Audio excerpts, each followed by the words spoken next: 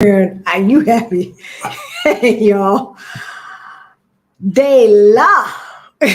We made it. We had to switch computers. The internet is on, but it's working on one computer and not on the other. But you know what? It's all good. It is all good. Why is it all good? Because we live in Lisbon, Portugal, y'all. We are living our best life. Having a good time. Right? Yeah.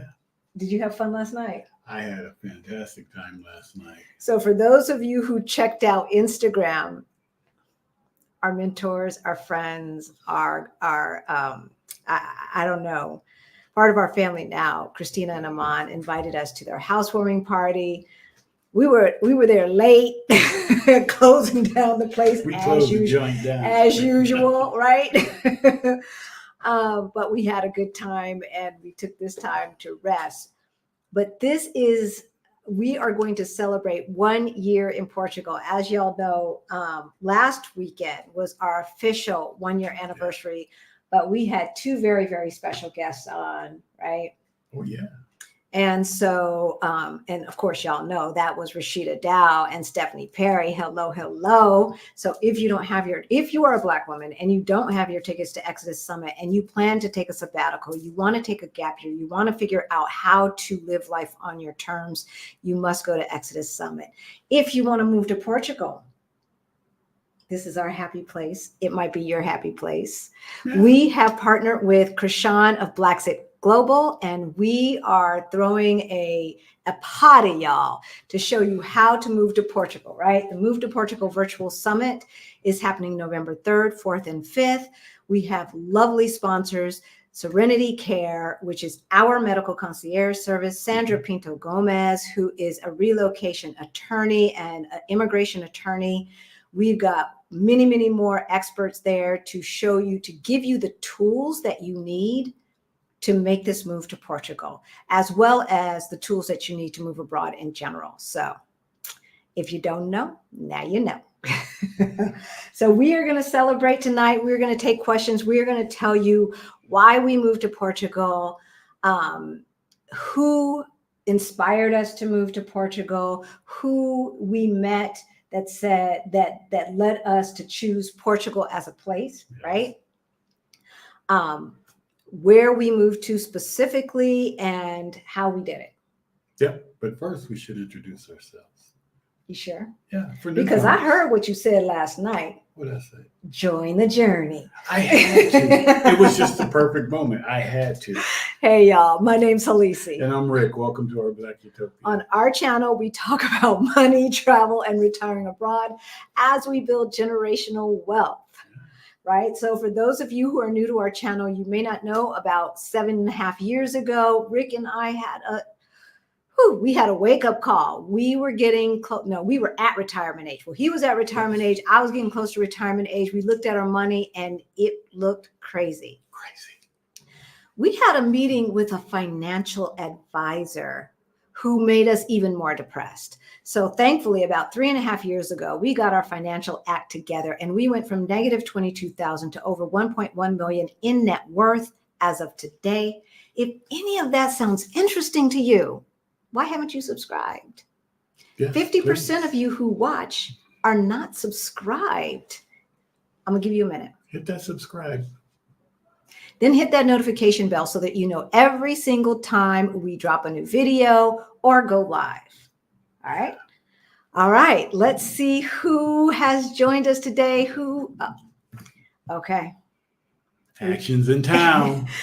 Congrats on first. Thank you. Thank you so much. No, because you're going to be here. You're going to be part of the family, hanging out, doing, you know what to do. You know what to do. We cannot wait until you move here.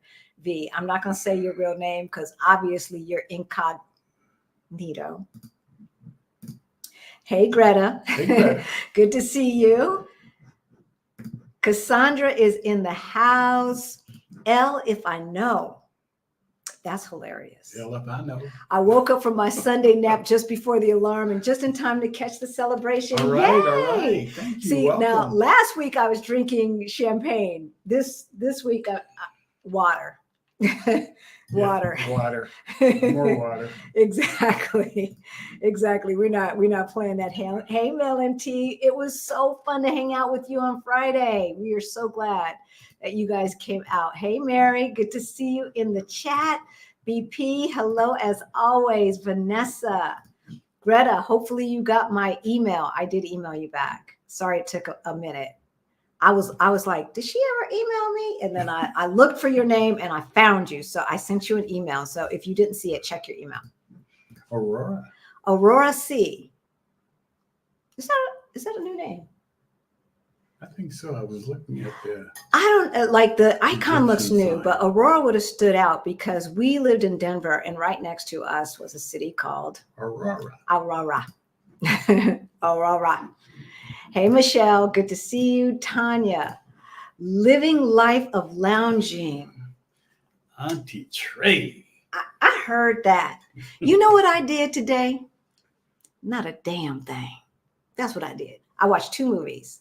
I ate leftover food, and the cake that he was supposed to eat. Did you eat my cake? The cake, I told them last night, don't bring home that cake. Did you eat my cake? Christina made you bring home the cake. Yeah, but she didn't make you eat it. Hey. How about a piece of cake for me? No one brings that cake home. Yes, because I have no discipline. It's chocolate, y'all. Come on. Hey, and Kimmy. You ate it. No, I didn't eat it. I ate a big portion of it. A sliver. And then there was like all this chocolate around the edges. You know how they leave the icing around the edges? So I ate that too. You were scraping? I was scraping. I was scraping, y'all. I'm not going to lie. Hey, NG, thank you. Woman, do you have Thank you. No, I have no coots. No, y'all know. Come on now.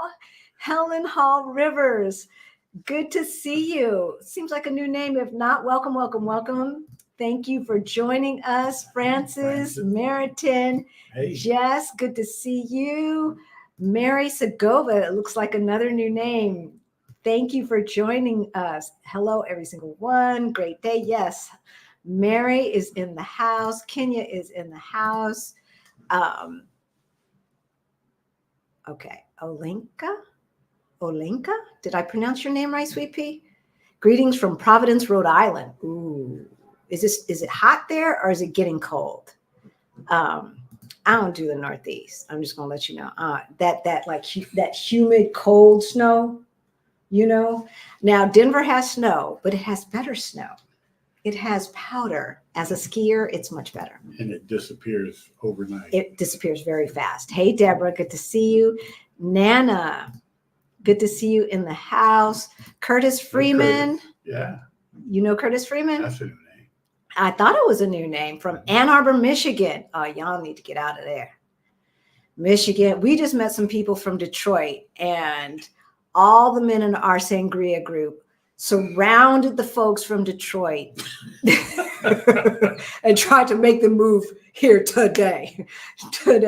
Hope and Victory. I love that name. Welcome. Tunisia. Hey, Sharon. All right, loves. We love you. Hey, friends. Hey, family. We love you so much. Thank you. Welcome. We are Our Black Utopia. We go live every Sunday at 3:30 Eastern time and every other Thursday at 5 o'clock Eastern time. We were just live last Thursday. We were talking about reverse mortgages.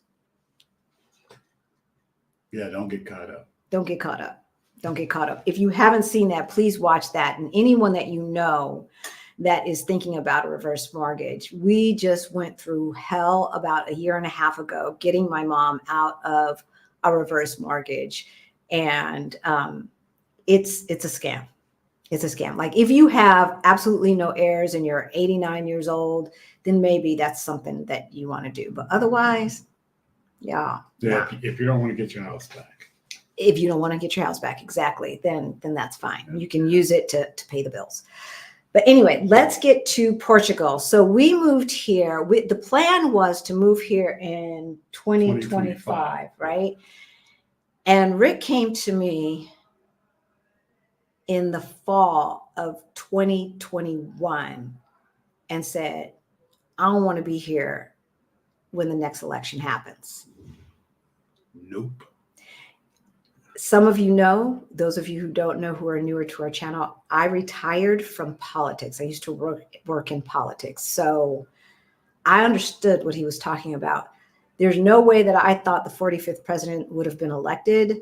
And the thought that there's a even this much of a chance that he could get elected again is absurd. To say the least. It's absurd. And so that was my wake up call to say, okay, everything that I've learned from Our Rich Journey, everything that I've learned from Stephanie Perry, Adelia Borshade of Picky Girl Travels, Rashida Dow, everything that I learned from my stepmother who taught me about investing, and everything that we learned together as a couple in taking these courses and everything else, it's like, okay, we got to put this stuff on fast track. So we had not reached full FI. So the question was, how could we make this move, live like we wanted to live, do what we wanted to do? And, you know, this is what I hear from people. I don't want to be homeless. Well, I've never been homeless. I don't even understand the concept. And it's not because I'm a bit privileged. I'm going to be honest, but I'm still Black, right? And I'm still a woman in America, and I was a single mom and all of that stuff. So, but the thought of being homeless was never, ever a concept to me, because it's just like, hey, I'm a figure out. I figure everything is figure outable. You get your hustle on. You get your hustle on, right? You do what you have to do. You do what you got to do. But when you're in another country, everything is new, and you know, you don't come over here asking about food banks and welfare, or, you know, aids for families with dependent children, that kind of thing. You don't ask for the safety nets, because the reason why it is easier to immigrate to countries like Portugal and other Southern European countries, other countries in South America, et cetera, much easier than it is in the United States, is because some of these countries have aged out. Some of these countries need a little bit of an economic infusion. And so hence the golden visas that exist out there. And for Portugal, the D7 visa, the digital nomad visa, et cetera, allows folks to come here and add to the economy. Speaking of the golden visa, you know it's back. No. But I think somebody heard you and started following what you said.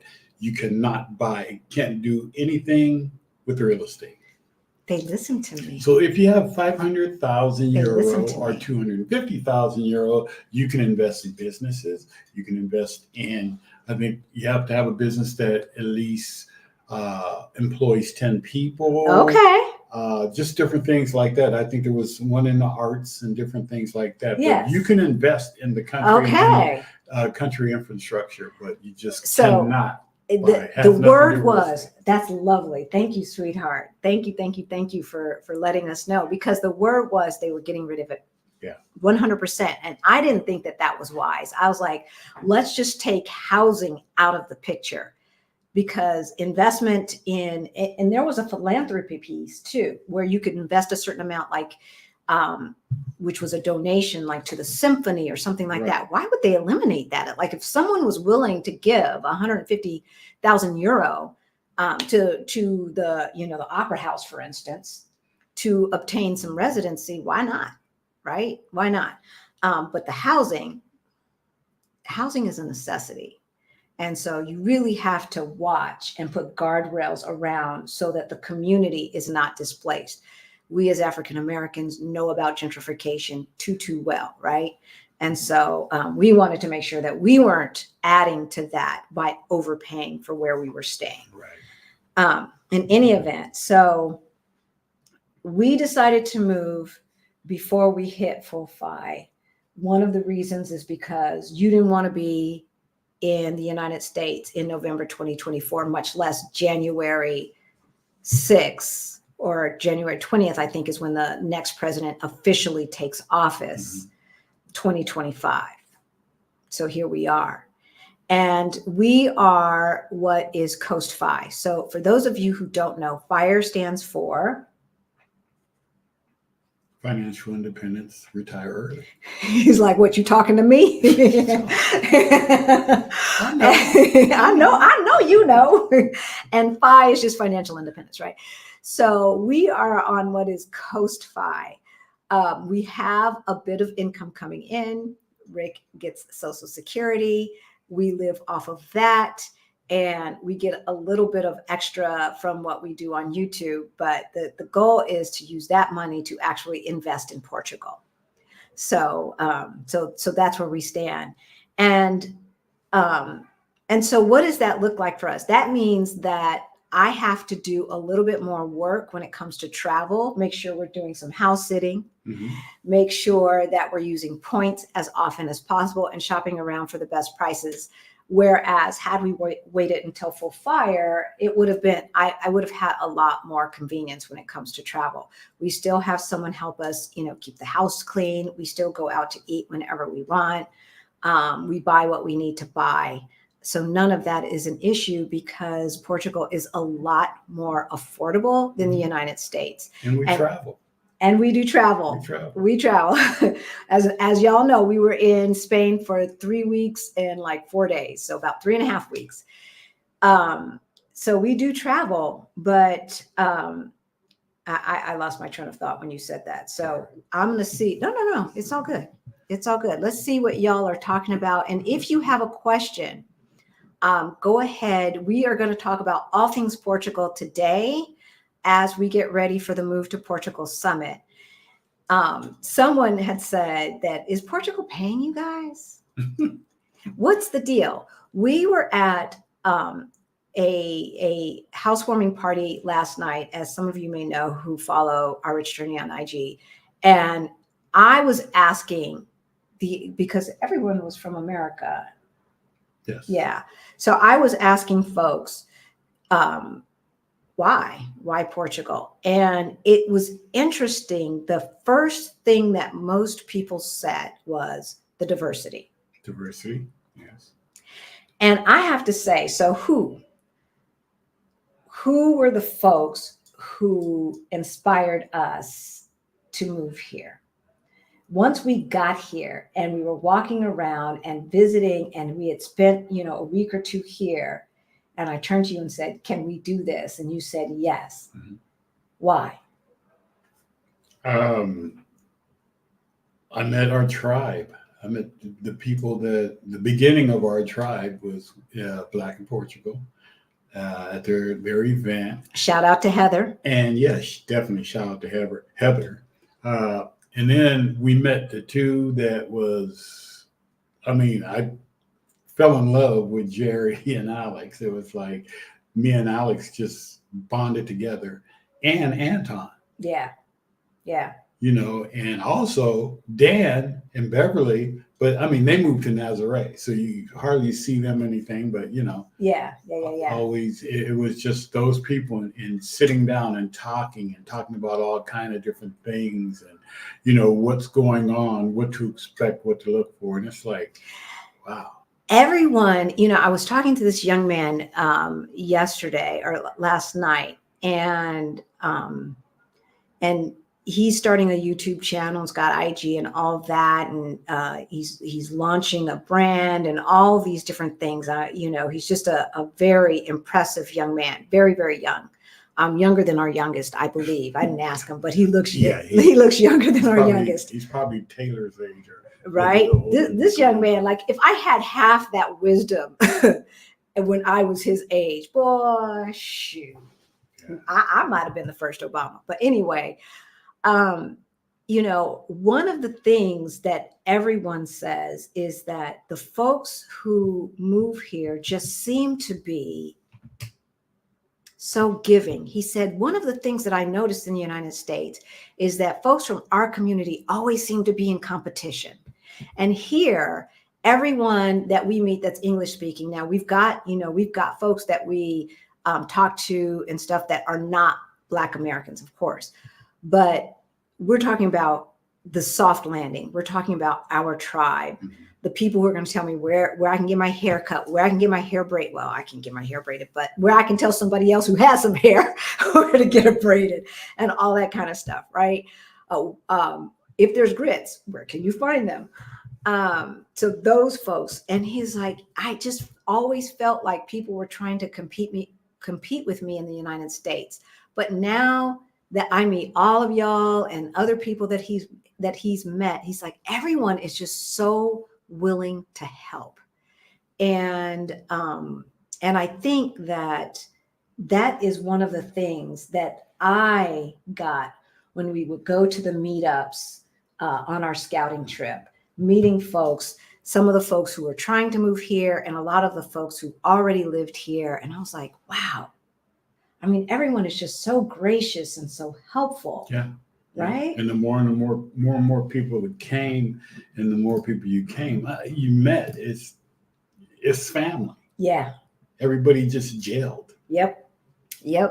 So if you don't follow us on Instagram is where we post some of the things that happen in our daily lives. And so y'all know Friday was off the chain.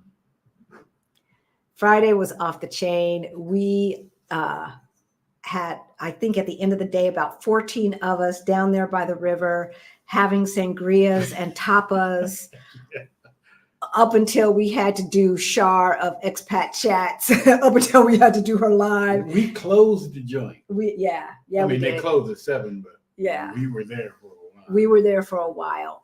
But it was just so lovely to just sit and chill. And these are the kinds of things that we were not able to do in the United States.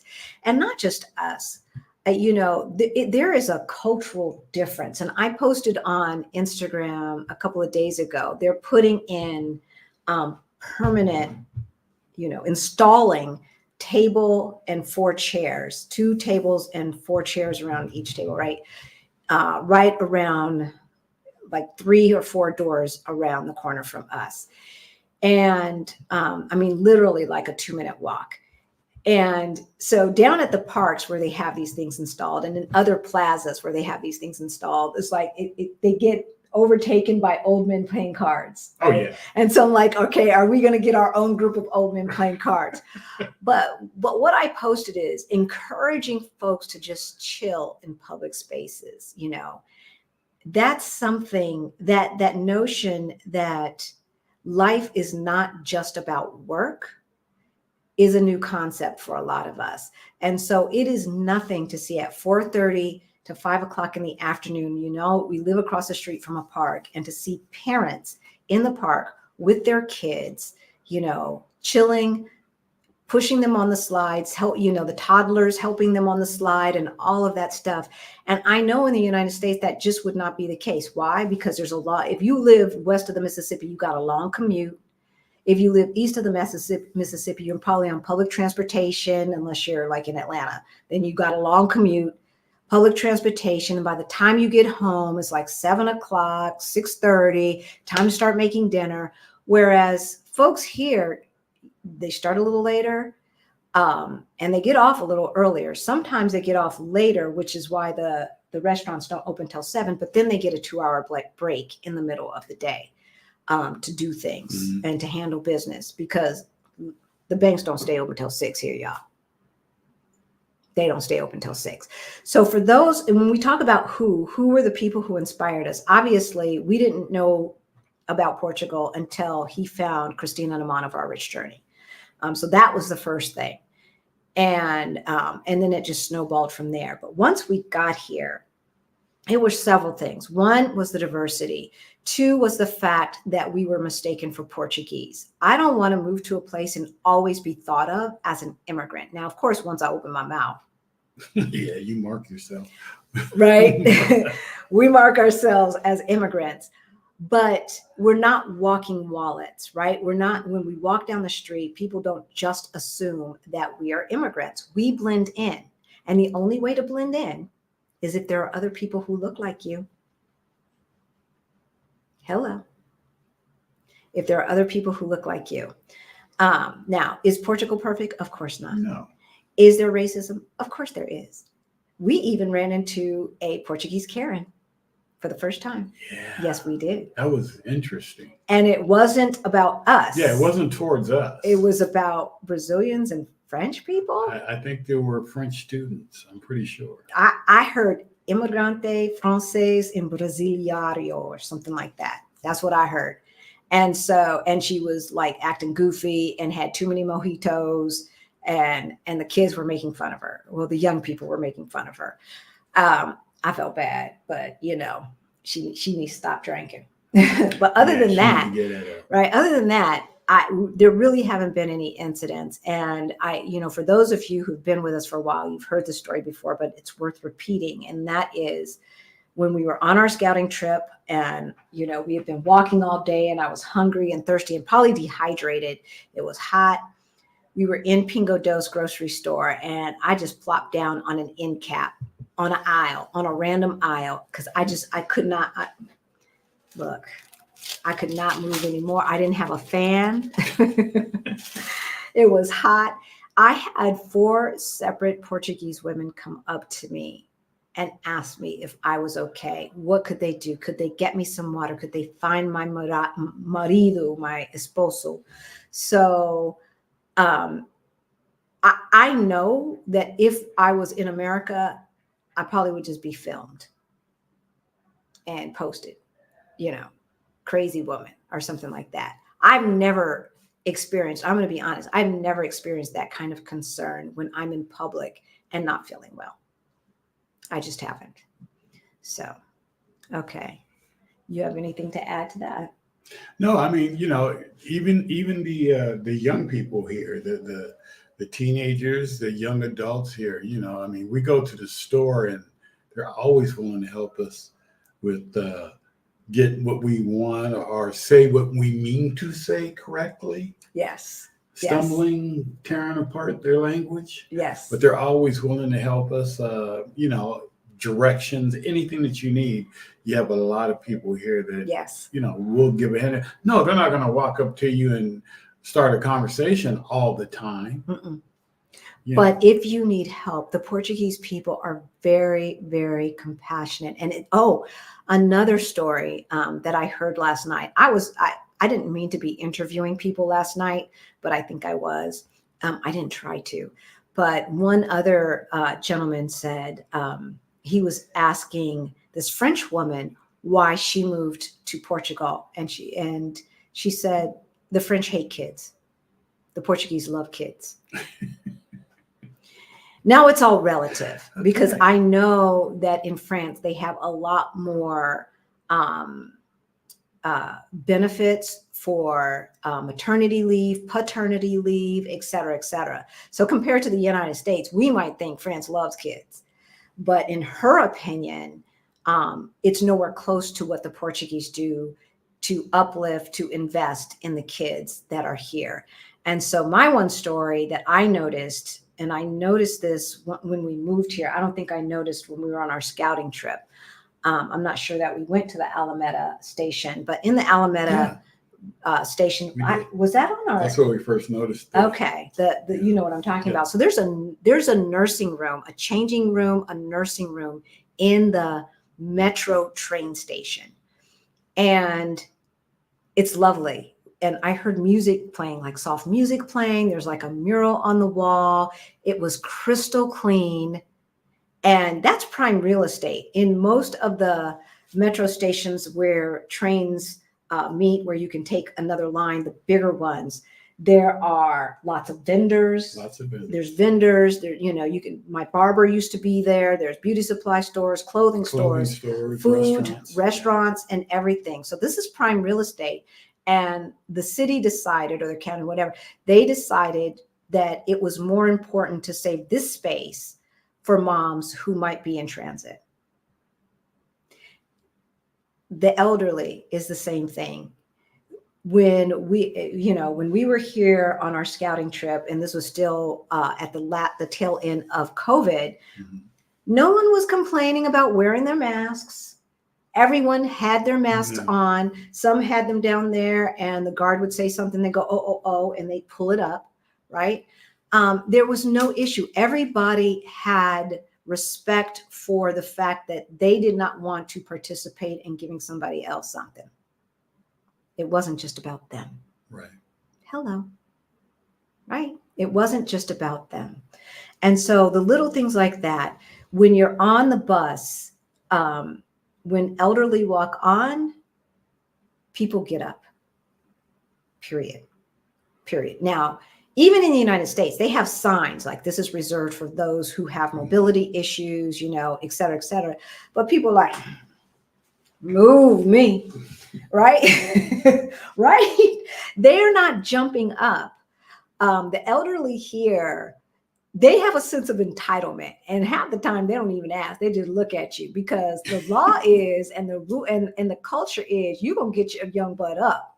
And so usually folks don't have to ask. But I didn't know, even in the grocery store, they are allowed to cut in line and go first. So the elderly, children are treasured here. And, you've paid your dues, you get the respect. You're the next generation who's going to take care of us. We need to invest in you. Right. That is a whole different mindset, that we are all in this together, and that you're not here out on your own, right? So, all right. So Jess says, where are the cute matching shirts? We got to wash them sometimes. We only have one. And we're trying to figure out, y'all, if you are coming to the Move to Portugal Summit, do we want merch? Do we want our Black Utopia merch? Let us know in the chat. If you're watching from the future, hey. If you're watching on Facebook or LinkedIn, hey. Let us know in the comments. Do you want merch? So I'm wearing my bling bling because I'm celebrating 1 year. Yay. I'm just wearing blah. Yeah, Rick wasn't feeling too well today. So, all right. Hey, Professor. Hey, Nubianette. Hey, y'all. I'm looking for questions here. Put a Q in front of your question or comment that you want me to bring on screen. Hey, Evelyn. All right, Auntie Trey, horrified. I know I saw a lot of questions, and I meant to put a star by them. Hey, Karen Louise. Hey. Okay, comment. Had an appointment with Gail, and now it's getting real. I had no idea we, family of 4, could be there in less than a year. Yeah. Yay! Yeah. So last night, there were families. 3 families there that, besides Christina and I, there were 3 families there with kids in school. One family had 2 teenagers and 2 little ones that were probably in elementary school. And then one had one in like kindergarten, and then no, like 2nd grade and 3rd grade. And I don't know what the ages of those were little. They were little ones, Mm-hmm. little ones. So preschool. I don't know if they're doing preschool or if they just have sitters or what. But the ones that had been here the longest with the teenagers and the elementary school kids said that they just love it. And the thought of going back to the United States is like, we ain't trying to hear that. We ain't trying to hear that. Auntie Trey, have you guys mastered the euro versus dollar comparison? Driven Spice says that 10% difference makes a huge difference in your coins. So yes and no. It doesn't make a huge difference for us, because when we transfer money, big chunks at a time, right, into our Portuguese account, at that point, the dollars are euros. And so we're paying our bills from euros. Though y'all know we use our credit card for any grocery shopping and anything like that, and that is euros. When I look at prices, I only do the conversion for big ticket items. Right. Yeah. I don't do the conversion for groceries and things like that. I just don't. And if you are on a tight budget, then yes, it can make a big difference. The conversion rate that our bank gave us was 6%. So even though Google was saying we were at 8%, Mm-hmm. our bank, when they transferred the money, it was a 6% difference. So So yeah, if you are on a very tight budget, it could make a difference. I would say if you are on a tight budget, just live more leanly. If you wanted a 3-bedroom apartment, maybe you'll have to get a 2-bedroom apartment, because you don't want to come here and deal with that. You don't want to come here and struggle, right? That's not the dream life. That's not what we're talking about. So I would rather live in a 2-bedroom apartment and have our guest bedroom double as our office, Yeah. right? And not have to Yeah. count coins to that extent, than live in a 3-bedroom as we do and count coins. So that's my personal preference. Did you have to renew your apartment lease? If so, how was the procedure, and was your monthly amount locked in? Yes. And no. So look, we have one of the best landlords in Portugal. I'm just going to say, the family who owns this apartment is just, they recognize when they have good tenants, and they treat us like they want us to stay. Mm-hmm. And so we stay in. I actually love our apartment. I love our location. I feel so incredibly blessed. Thanks, Rossini, if you're watching, for helping us find this apartment. I feel so incredibly blessed to live where we live. Just today, like just an hour or two ago, you were looking outside, just gazing outside, watching the kids play. Watching the kids He loves watching. I have so many pictures of the silhouette of Rick in the window watching the kids play.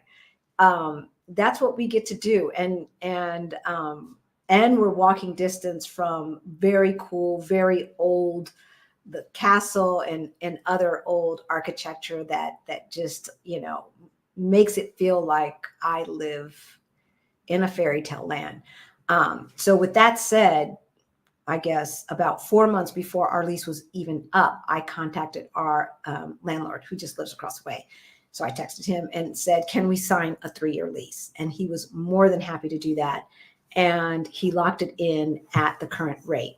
However, and that's why I said yes and no, written into the contract, which is written into most contracts, is that the landlord does have the right to raise the rent in accordance to what the government says they are allowed to. Yeah. So Portugal has a version of rent control in that there's a terminology that they use, and I'm not going to try and remember what it is because I can't. But we looked it up because I was like, what is this? Last year when we signed the lease. Now we looked it up, we understand. So it's like they cannot raise it more than inflation. So I'm hoping that he doesn't even take advantage of that. And I wouldn't be surprised if he didn't. It's when you own property and you have people in your home that are taking care of your home and acting responsibly and pay their stuff on time, the smart landlord makes sure that those people are happy. That's what the smart landlord does. The greedy landlord raises the rent, and when the lease is up, tries to raise it by like 30%. Yeah. Right. And then I have a feeling that those people regret. And I'm thinking of a friend of mine whose landlord doubled the rent when her lease was up. And I'm sure she was a great tenant. And it would be interesting to see if he's gotten such a good tenant in the meanwhile. Hubby and I are using the money from the sale of our house to kickstart our FI 1 year earlier than we planned. Great. We are also adding to our investment portfolio. Very good, servant teacher good. Nikki. Yes. And we know a lot of folks who let the sale of their house be the final installment of money that they needed to make the thing happen. What we did is rent out our house. And so, in the short term, we're breaking even plus maybe a little bit that actually a little bit over that goes into the fund for maintenance, for future maintenance, right? But in the future, I know because I retired early, what they said I was going to get for Social Security is actually going to go down unless I pay into the system in the meanwhile. So for those of you who don't know, if you retire early, your Social Security, they look back at the last 30 years.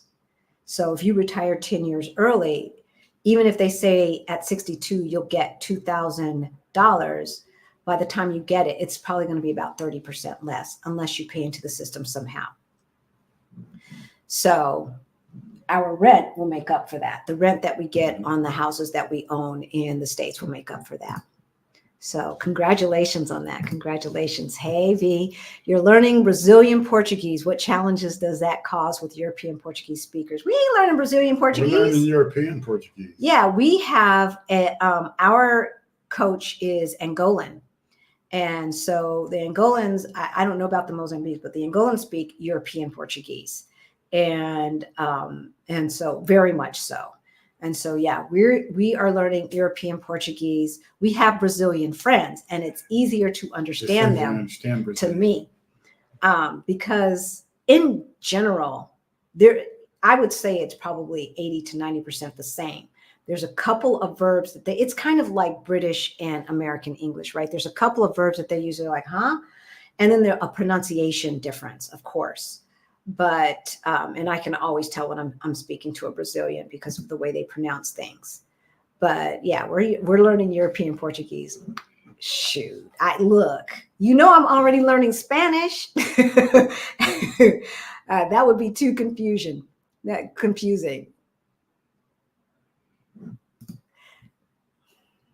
See, that's a shame. That's crazy. And that is why, y'all, we are on a mission. We're on a mission. We want to make sure that everyone, look, you have family members and things like that. Share this information with them. Yeah. Share our channel with them because we are not safe in America. People of color are not safe, but African Americans, Black people particularly, are not safe in America. Yeah. We're born suspect, right? We're born a suspect. I got that from Chris Rock, but it's true. As soon as we come out, like Jabari was a cute kid up until he was about 9 years old. And then all of a sudden he was a suspect, right? And I saw what the system did to him. I saw the light dim. I saw the defeat as it was happening. I do not want that for your babies. And now our children, our grown children, are going to have to find a way to find that spark again and realize that there's a way out of the matrix. Yeah. There's a way out of the matrix, y'all. You do not have to live like that. You just don't. Hi, Rui. Hey, Rui. We have got to get together. Rick and I keep saying that it's time for us to hang out again. Why Portugal? Well, my son just entered law school, public law school, and I pay €70 per month. That's why. Hello. Hey. Right? And that's what I'm saying. You do not, like, Rui, we know folks taking out, I'm going to try to translate this into euro, like 23,000 euros per year. And that's light to put per year for 4 years to put their kid through school. Mm-hmm. And taking out parent loans and all of this stuff. And that is a way that they keep people enslaved to these jobs. They keep you enslaved. Yeah. And you feel like you can never get out. It's just, look, I hear you, Nana. I hear you. I felt bad because I come from a family of alcoholics and she's an alcoholic. And I recognize it when I see it. And so I feel bad for the fact that she is hurting so much that she feels it necessary to drown it in drink, and which makes her bold enough to start talking smack. So it was that's where I was coming from. But otherwise, she better be happy she didn't get in my face. Hey, Kendall. Hey, Champagne Kindle. So have you gotten used to taking a bakery number for everything? Also giving yeah. your NIF for everything. Oh, yeah. Okay, so for those of you who don't know, no matter where you go, you pull a number. Take a number. And like in the grocery stores, at the butcher counter, the bakery counter, all of that, you take a number. Now, when it's not rush hour time, the thing is still there. But like I took a number the other All day, services. and yeah, I'm gonna get to that. And they weren't doing the number thing, but I have been in there where there's so many people that they're doing the number service. And then when you went to get your digital key, My digital key. right? Yeah. And so when you go to get your Navigante card, you go to Karis to get your Navigante card, or we went to what they call the Citizen Store. The Citizen Store. So the Citizen Store has like a lot of satellite government offices all in one place. So you can just go to one location and get different things done. And so Rick was trying to get his digital key. That helps you with once you get your health number in the system and access that online, as well as do what you need to do if you have a drone. And you need to get that registered and all that good stuff. So you take a number there. Every place you take a number. And then the NIF is similar to a social security number, but not so tied to your identity, whereby if somebody had it, they could like access your accounts and things like that. Nothing like that. It's nothing like that. The security that they have around the banks here in Europe puts the United States to shame. To shame. That's all I'm going to say on that. But anyway, so you give your tax ID number, your NIF, every time you purchase something, with the idea that, now, I don't know how the government is using this information. I don't know. But one thing that I do know is that you're supposed to get a tax write-off, a percentage from every single thing that you buy. You can keep track of it. You can go to Financia. Yep. And log go in to your account, because you have your own separate account, your own separate login. You can log in and see through the year how much of a credit you're going to get. Yes. Every time you, so it's essential to always use your NIF. Yeah, absolutely. And I only know my NIF number in Portuguese. I couldn't tell you what it is in English. In English. I know mine now, but I panic sometimes when I get in front of people. Do you, baby? Except for my pharmacist, because she just smiles at me. She likes you. And she knows you. And that's another thing. I feel like in some ways we've gone back in time, in that our grocers know us. The fruitateria guy knows us. The guy who owns the coffee shop around the way, like when we got back and we walked by, he's waving at us. Yeah. He was on vacation for a whole month. And then so we didn't went, see him. right? And then we went on vacation. Our life is like a vacation, but that's not really a vacation. And he's waving at us. And I'm like, see, that's what I'm talking about. It's just a recognition of humanity. I'm good. You're good. We're good. Hello. So some people say that Portuguese people are not friendly, and Shara put it really well. They're friendly enough. But in America, they're fake friendly, because we would walk around our neighborhood in Denver, Colorado, and my mom's like, how come everybody's saying hello? I said, they assume you're a neighbor, but ask for their help and see what happens. Ask for their help and see what happens. All these people who are saying hello when I ran for office, some of them would not even shake my hand when I walked up to their door. The proceeds from the sale of our home will be used to launch our FI 1 year earlier than planned. Additionally, we are expanding our investment portfolio. I am 50 and he is 62, moving to Spain. Okay. Yeah. All right, servant teacher Nikki. So we were just there. Where in Spain are you moving to? How is the Portuguese language going after 1 year? Do you have to be fluent for permanent residency? It's going. For her, it's going better. For me, because I started Spanish 2 years because I thought we were moving to Spain. Servant teacher Nikki, we were moving to Spain. So I started taking Spanish first for my career. Then I continued. I was like, I'm gonna be quitting early. Then I continued because we were moving to Spain. So when he came talking about Portugal, you know, those who've been in the family since we had 1,000 subscribers know, I was like, Portugal, they don't speak Spanish in Portugal. Some people think they speak Spanish in Portugal, but I knew that they did not speak Spanish in Portugal. I did a Google walk around and saw that I could read the signs. So I continued with Spanish, knowing that that would help me with my Portuguese, because it's a romantic language, right? I don't know where we were, but some lady came up to me and was just blah, blah, blah, blah, blah, blah, blah, blah. And they came to our door asking for money. And I said, I understand you, but I cannot respond. And so the last thing she said is, what is your name? So I introduced myself. I said, and that's all I got. I cannot respond. So I understand more than I'm willing to say, because the pronunciation, like if I could write it out, that would be different. And like him, I do get nervous sometimes, and I'll speak in the first person instead of the second or third person. So it's going. But if you know Spanish, it will be easier. It will be easier. I don't care what anybody says. If you're anything like me, it's going to be easier.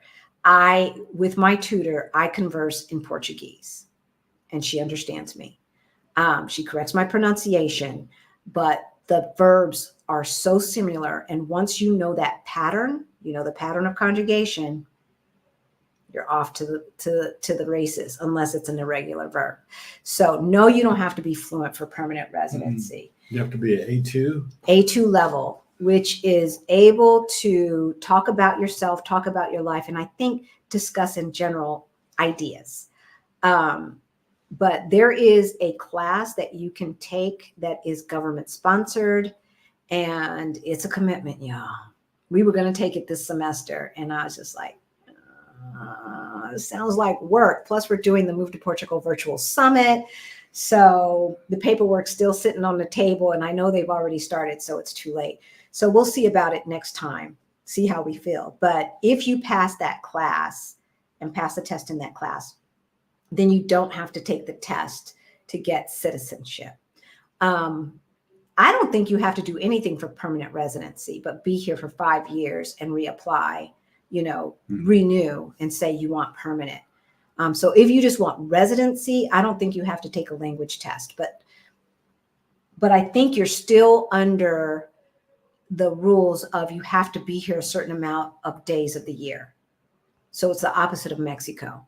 Once you have that passport, once you have citizenship, then you can really come and go as you please. And so we're going for citizenship. We're going for citizenship at this point. Okay, she didn't put a Q, but I want to put this. Mexico City is my first stop, but I'm very interested in residency in both Mexico and Portugal. As you know, we have residency in both. Glad to hear you guys will offer a summit in November. Yes. You must attend. Everything that you want to know will be answered. We've got folks from the different regions, Porto, Silver Coast, Coimbra, Lisbon, and then the Lisbon suburbs, as well as the Algarve. And for those of you who have the All Access Pass, you will have an opportunity to go into a private Zoom room with each city that you are interested in and ask them whatever you want to ask them. That's not crazy. You know what I mean. You know what I mean. Thank you, Angel. Thank you, Angel, for the super chat or super sticker. Thank you so much. We really, really, really appreciate it. All of our super chat, super stickers, super thanks money goes into our scholarship fund for Beyond the Bling. Beyond the Bling is our money mindset makeover course for financial independence. There's money mindset makeover module. There's an investing module, real estate investing, side hustle, how to calculate FI, how to eliminate debt. All of that is covered in the course, and you will finish the course with your plan to get to FI. So we really, really appreciate it. We've given away 5 scholarships so far. Mm-hmm. And we do have the money for one more. So there were folks who were asking about it, but they did not reach out, or I missed their email. If you send us an email and I don't respond like within 48 hours, please send it again. Sometimes they end up in spam for some stupid reason. We check the spam folder, but sometimes we miss it. So thank you, Professor. Thank you. Professor. Rudy, the higher cost of living in Lisbon has been coming up a lot on social media. Is the high flow of incoming expats to blame, or is it poor planning by the Portuguese government? I'm not going to talk about the government of Portugal. I'm going to tell you that there are residents, and Rui, if you want to chime in on this, I think you are more qualified to talk about whether the government could have done more. I'm going to tell you that the Portuguese people that I have spoken to say that it is a combination of a lot of things. And as it is, just like with gentrification in the United States, there are the best of intentions to make sure that every single neighborhood is invested into. What happens sometimes is that there aren't the incentives incentivize the wrong behavior. And there are not enough guardrails to make sure that those who don't have a stronger voice because they don't have as much money are protected. I would say that housing is an issue all over the world. You have to think about the fact that a lot of Ukrainians came here once Putin did what Putin did, right? So you've got the incentivizing visas. And then you have Putin being stupid. I'm going to say that. Putin being stupid and bombing places he ain't got no business bombing, trying to take over places he ain't got no business taking over. I don't care what he thinks. He's wrong. And you've got, poor families being displaced in their homeland and being welcomed into other parts of Europe. And so there have been a huge influx of folks in those kinds of circumstances as well. So I think it's kind of like a combination of a lot of things. They say that it's not that the cost of living is so high in Lisbon, it's that rents and real estate are so high in Lisbon. And when you look at what places cost, it just does not make sense. I think Rashida was saying the same thing about Mexico City. It just doesn't make sense when you look at what the average Portuguese person in Lisbon, because I'm sure like in the country, they probably even make less, but the typical person in the city of Lisbon makes, even the typical professional, what they make here in Lisbon, and then you look at the cost of housing to purchase, it doesn't make sense. It just doesn't make sense. So something is there. Something has got to adjust. Right. It really does. What we are paying is low. We know that we are not paying any more per se than what the Portuguese folks who had the apartment before us were paying. And I say per se because the lease that we saw was from 2019 and we moved in 2022. So obviously there was a couple of €100 adjustment, but even still, the only way the average Portuguese family would be able to afford this apartment is if they had 2 working adults in the household. They would need 2 working adults to be able to afford where we live. We pay €1,300 per month, as y'all know, and we're very grateful. Yeah. We're very grateful. Now, we just spent almost a month in Spain. I got my feelings hurt. Except for our tennis shoes, I got my feelings hurt. I mean, coming back home, we get grapes for €2-something per kilo. They were like 4 to 5 per kilo in Spain. Spain was expensive. Same with apples, even just a Gala apple or green apple, Granny Smith, whatever, apples that, come on now. Spain has basically the same weather as Portugal. Like you can grow stuff here. And the apples were double the price. The cucumbers, the things that we buy all the time were double the price in Spain. I couldn't find my rotisserie chicken. And when I did find one lady who did it, it was double the price. I just bought 2 whole rotisserie chickens for under €10. The last time I was at Kroger, one chicken was $9.99. $9.99, y'all. $9.99. So yes, the rents are high, but you don't have to have a car, which means you don't have to have car insurance. The metro is very affordable. It's €40 per month. It will get you all around the metro area on every single form of public transportation, including those electric bikes and the electric scooters that they have in the city center. Those are all included in, well, not all of them, but one brand of those bikes and one brand of the scooters, right? Yeah, you can use them. Yeah. You can use them for up to 45 minutes and then. Yeah. On your Metro card, y'all, for €40. If you're over 65, then it's €20 until you're a resident, then it's free. And kids under a certain age, like under 24 or something like that, free. So yes, rents are high, but food is affordable. Transportation is affordable. Healthcare is affordable. There's a couple of things that are kind of expensive. Some beauty supplies are expensive, especially if they're American brands. But I found their brands to be very affordable. But if you're brand loyal and you have to have Dove or something like that, you're going to pay a little bit of a premium. Rudy, thank you so much. Thank you, Rudy. We appreciate it. Y'all know this is where our scholarship fund is building back up. All super thanks, super chat, super sticker money goes to our scholarship fund for those who want to get their money straight. Okay, let's see where we're at. Walking the hills. I know I'm going to start marking these so I don't have to keep looking back. Cassandra, I'm going to get to you. Sosina, that's a new name. Did I pronounce that right? Sosina, I'm going to mark that one. Okay, so I just talked to Rudy. All right.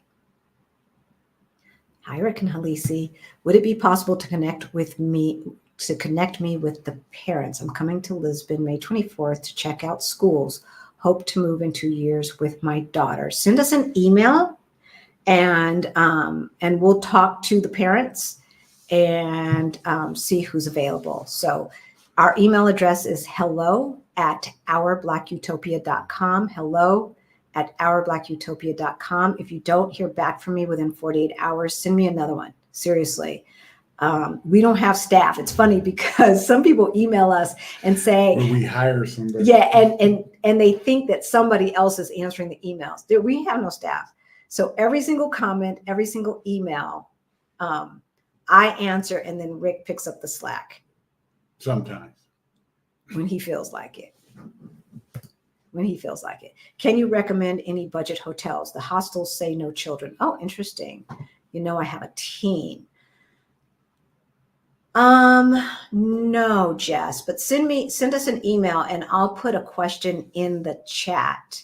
I would look for boutique hotels and go on to like booking.com, Trivago, those kinds of sites. Here they say Trivag, Trivag when they do the commercials. Anyway, go on to those sites and look for the boutique hotels. Put in your budget and see what comes up. And then for those of you who are newer, we did a video on scouting. I think it says, do this before you move abroad. And it's how to do a scouting trip. And then we also did an Airbnb, Airbnb. And we video. did hostels too, didn't we? And we did hostels, yeah, but we didn't use Lisbon. No. We didn't use Lisbon. We did more expensive cities. So in the ones on Airbnb, we have a link to a map that shows you the areas and the areas that we recommend. There's only one area in Lisbon that we've seen that may have a hotel that's kind of sketch. I'm not going to say it on air because that's not fair. Yeah. But send us an email. And check with Black in Portugal and other Facebook groups too. out Yes, there because a lot of people traveling in and out. Yes, Black in Portugal and POCs in Portugal. Yeah.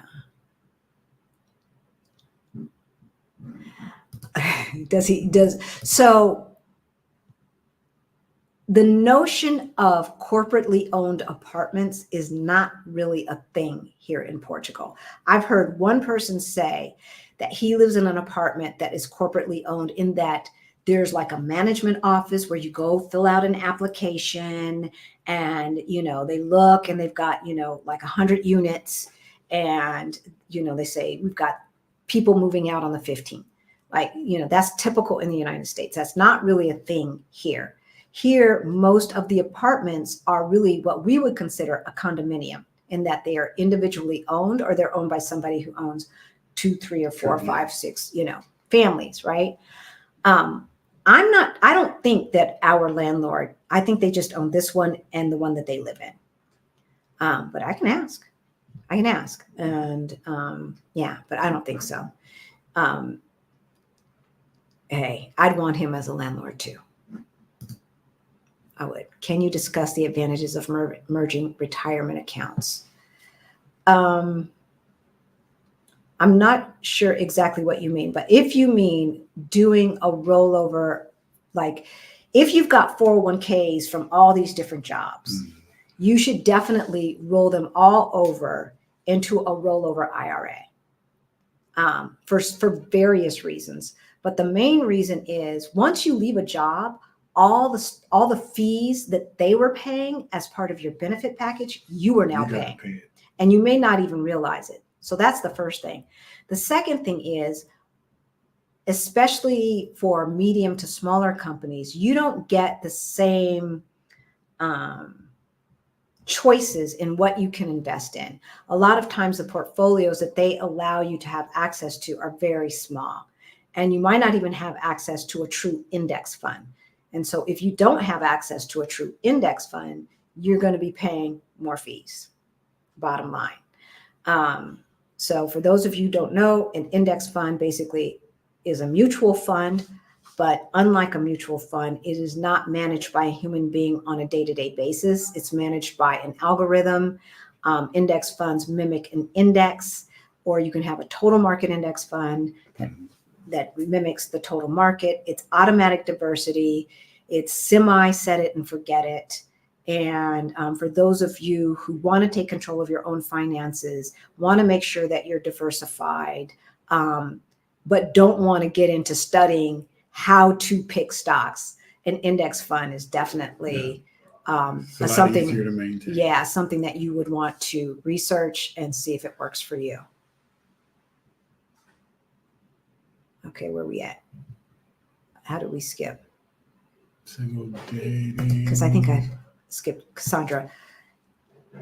So we did an episode on dating. It got deep, y'all. It got deep. So check that out. What have you heard about single dating life for 50 plus? Do you know single folks there? Half of our friends are single. Mm-hmm. So Kendall, who's in the, I'm telling your business, Kendall, he's single. He's single. Half of our friends are single. And most of them, if they're not 50 plus, they're all 40 plus. They're all 40 plus. So I like to hang, Cassandra, with people who are younger than me too, because they teach me things. They have a different way of looking at the world, and I love it. We do have more that we've got to get to, but we're going to answer these questions first. The walking the hills, the cobblestones, has Rick adjusted? Yes. I haven't walked the hills every day, and it seems like when we go, like being in Spain and then we come back, even when we went to the States and came back, it wasn't as bad. I thought it was going to be, oh God, I got to start all over again, but it wasn't bad. Then we went to Spain and we bought some new tennis shoes that were recommended to us by one of our friends. Yeah, should I say the name? Give them a free plug. They're Hokas. They're Hokas. Hoka. And the cushion on them things, oh my goodness. They're expensive though, y'all. Yeah. They're an investment. I was telling Amon about it because he's like, I was thinking about getting those. Are really comfortable? I was like, dude, you don't even feel the cobblestones.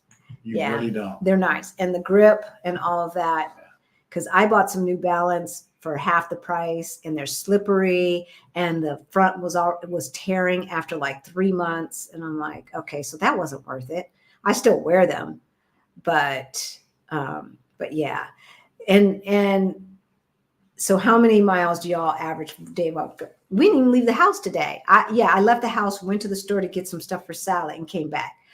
But my morning walk is about 3.5 miles. My favorite walk is where I walk around the St. John or São João, I think it is, Castelo, and then around down to Alfama and back up. And I just love it because, y'all, I'm walking next to castles. Come on, how cool is that? And then it goes around the edge of the hill, so I get to see different points. I get to see the view because I'm up on the hill, and I can see Lisbon from all of these different angles, and then the water. And I have so many pictures of the same stuff. Oh, here it is with fog. Here it is without fog. Here it is cloudy. Here it is sunny. I'm still that person. So yeah, about 3.5 miles is my morning walk at this point, but that includes very steep hills, very steep, like 45-degree angles. No joke. No joke. Oops. Hey, Halisi and Rick, superb mission. You two are on. Does that include having your adult children eventually get out of the U.S. as well? We brought it out to them, but you know how kids are. I think it's going to take someone else, because kids don't want to listen to their parents, and it must be nice. And yeah, well, when I get your age, they have 1,000 excuses. All we could do is show them the way. Exactly. Lead a horse to water type of thing. We would love for all of our kids to move out of the United States. I think all of them would be in a better position, except for one, if they moved out of the United States, and that other one just needs to get some other stuff together, and then he too would be in a better position. But you know, fear is a beast, y'all. Fear is a beast. And I love what Anton said when we went to dinner. And so I'm going to paraphrase it. He said, your world expands or contracts based upon your fear or courage. And so I know people whose world continues to contract and get smaller and smaller and smaller. We are trying to help people see that, like, we had some fear. Let's not get it twisted. We had some fear when we made this move, but we did it anyway. Yeah, I don't think we had any fear of having anything that we couldn't overcome.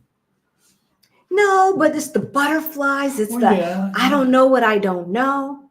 But what I do know is that I am smart enough to figure it out. Yeah. Right? And we had enough financial cushion to be able to figure it out. So that's the other piece. Yeah. How far in advance is one required to deposit funds into the local bank account? For example, should one deposit funds while on the scouting trip before the visas and temp residency is granted? We did. Not all of it, but some of it. Yeah. And I say not all of it because they weren't paying the interest rates that our bank was paying. Hello. So we transferred the rest of the money the month before when we were getting everything together. I think we just did it all online and transferred the rest of the money. But we opened up our bank account on the scouting trip. Yeah. And funded it. Yeah. Okay, I'm going to mark this. So why did we choose Lisbon? Why did we choose Lisbon? Well, it was the first city we knew of coming into Portugal. Yeah. Like I said, tribe. Yeah. We've been to Coimbra, we've been to Porto. Yeah. We've been to the southern parts of the suburbs. The thing is I like Porto too. It took me a minute to get to Porto from Lisbon, but I got there and I was like, oh, this is cool. But still, Lisbon has that thing. It has more diversity. It's just the culture and the places, and it's the big city, but it's not really big. It's not geographically big. It's not physically big, but it is a big city. It is a very dense city. And what do you want? You want museums. There's museums. You want theater. There's theater. You want symphony. There's symphony. You want beaches. There's beaches. There's beaches. You want hiking. There's hiking. There's hills hiking. There's flat hiking. There's the river walk. There's just so much. And pragmatically, what I don't want to do is have to take a train to the airport to do the travel.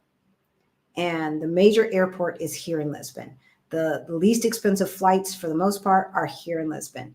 And so I don't want to have to, drive my car to the train station or take an Uber to the train station, take a train. And then, you know how I feel about travel. I like to be there, but the act of traveling is a pain in the butt. And so if I have to take planes, trains, and automobiles just to get to the international airport or the major airport, that doesn't sound like ease to me. That does not sound like a life of ease. Sure. Right? So that's another reason why Lisbon. I think the biggest reason is that our tribe is here. Yeah. And they're family now. Y'all got us. You can't get rid of us. You cannot get rid of us. So, yeah. I mean, and the question that you always ask is, all the people that we've met, all the people that we've known and spent time with, where were you in the United States? Where have you been all my life? Yes. Yes. And it's like, it took being here in Lisbon, Portugal, to find you. Yeah. Yeah. So the coolest people that you meet in the United States, few and far between, they all move abroad, right? It's like minds. Yeah. And then the other thing that I wanted to say, I think it was Cassandra who asked about the dating, is one of the things that, if you watch Stephanie Perry, that she always talks about is when you are a female and you get of a certain age, you become invisible. That's not true here. Now, according to my husband, because I don't notice, but he says I get attention from other males. I don't notice. And I probably did more about 15 pounds ago, but okay.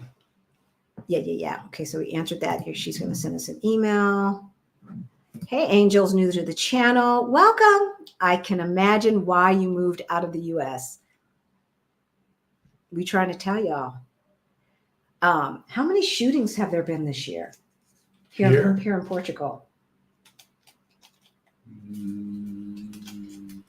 None. Oh yeah, that's right. None. That I know of. None.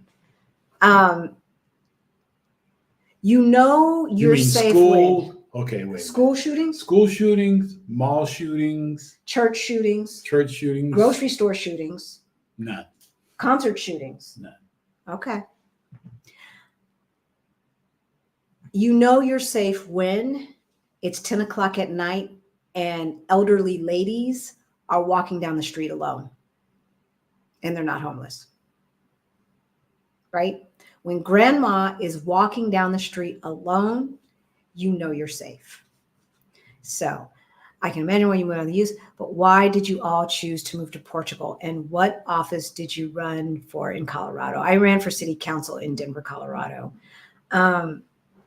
But yeah, so Portugal is our happy place, and we don't get paid, we don't get paid by the tourist or the immigration department for this. It would be nice. Yeah, but if you want to pay us, we'll take it. We have been, I think it's a combination of things. We have permanent residency in Mexico, and that was our plan B. But Portugal became our plan A because it was Europe as our plan A, as a way to be closer to the African continent and to other places that we wanted to travel, right? Mm-hmm. And so, so now we've limited it down to Europe. Why Europe? Because we're from the United States, y'all. We're used to the westernized culture. As much as I love my brothers and sisters in Africa, we are American and spoiled. and used to certain things being certain ways, used to the electricity being on, not being intermittent. When you turn on the tap, water comes out. It's clean here in Portugal. It used to be clean in the United States. You know what I'm saying? And so we had infrastructure demands that were necessary for us to live the kind of life that we wanted to live. And then location. But then why Portugal?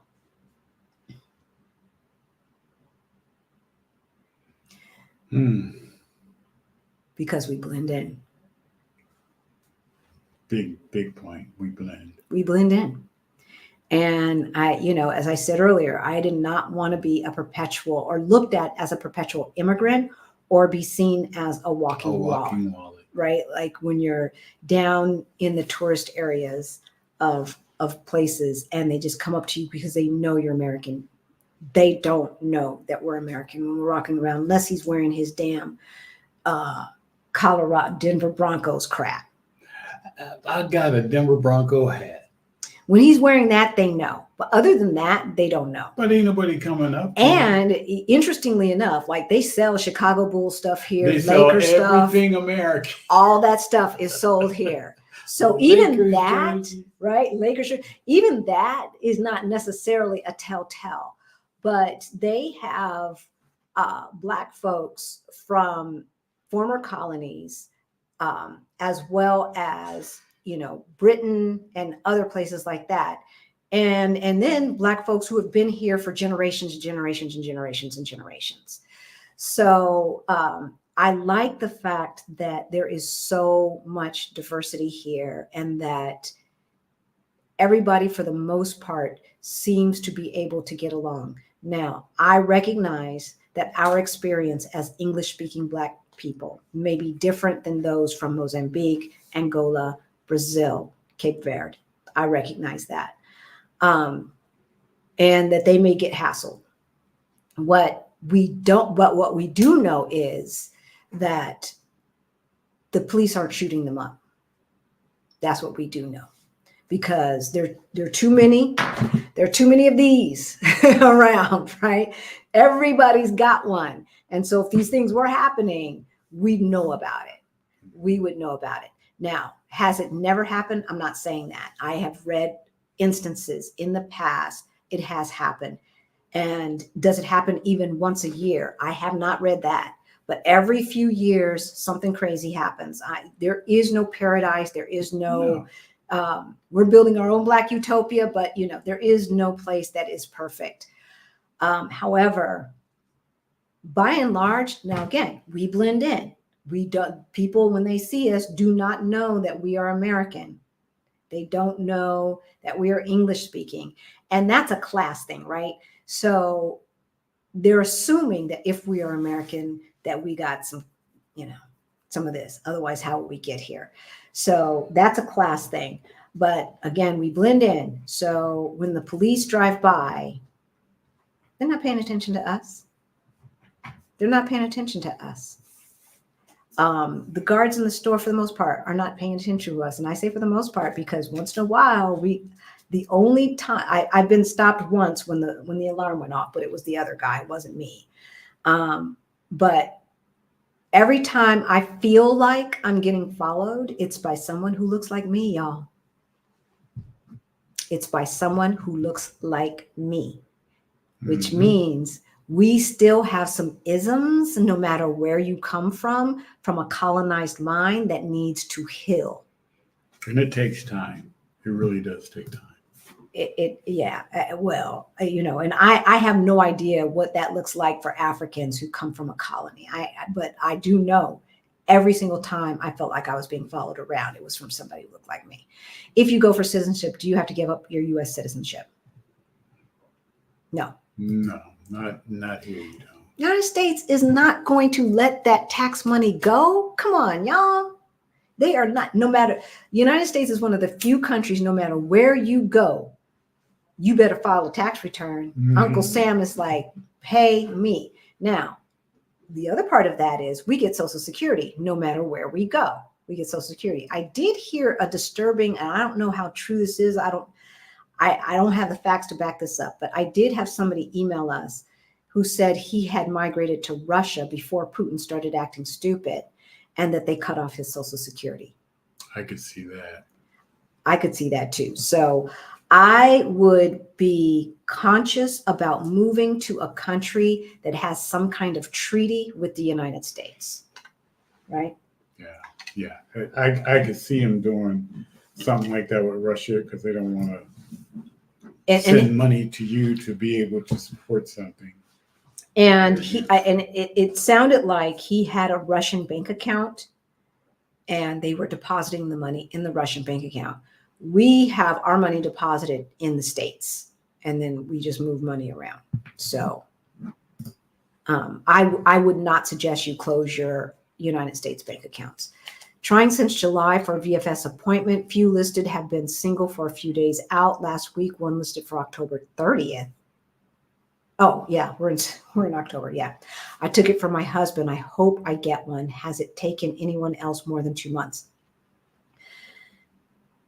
So my understanding, not soon enough, is that they release new appointments at the beginning of the month. So I would start looking, like if it were for October, I would start looking August 30th? No. I would start looking like September 25th to October 1st for October. We got our appointment for the first part of August. She went on at the first part of July to get that. So like June 30th, July 1st, she went on and got the appointment. And we went through Gail of Relocate to Portugal.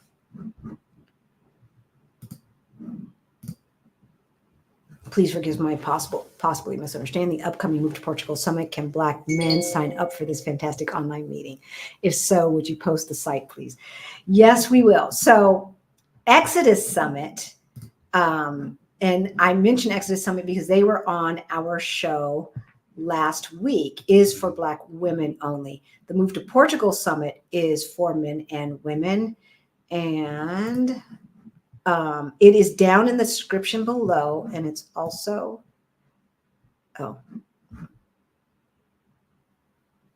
okay. I thought I could have sworn I made a banner last week. You did. Where did it go? I must not have hit save. That is so weird. But I think it is bit.ly. Let me see if that's right. I think it is bit.ly/move to Portugal. No. bit.ly/ right there. Yep. No, I just did that. Wait. There it is. Okay, it is. So bit.ly. I'm going to type that in. Okay, I'm going to try to do this, y'all. bit.ly/move to Portugal. Is that what I had?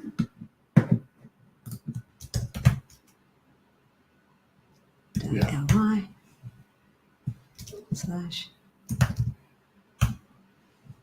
Move to Portugal Summit. Okay. Summit. Okay. I just put it in the chat. bit.ly/move to Portugal Summit. And then, yeah. But it's in the description below as well.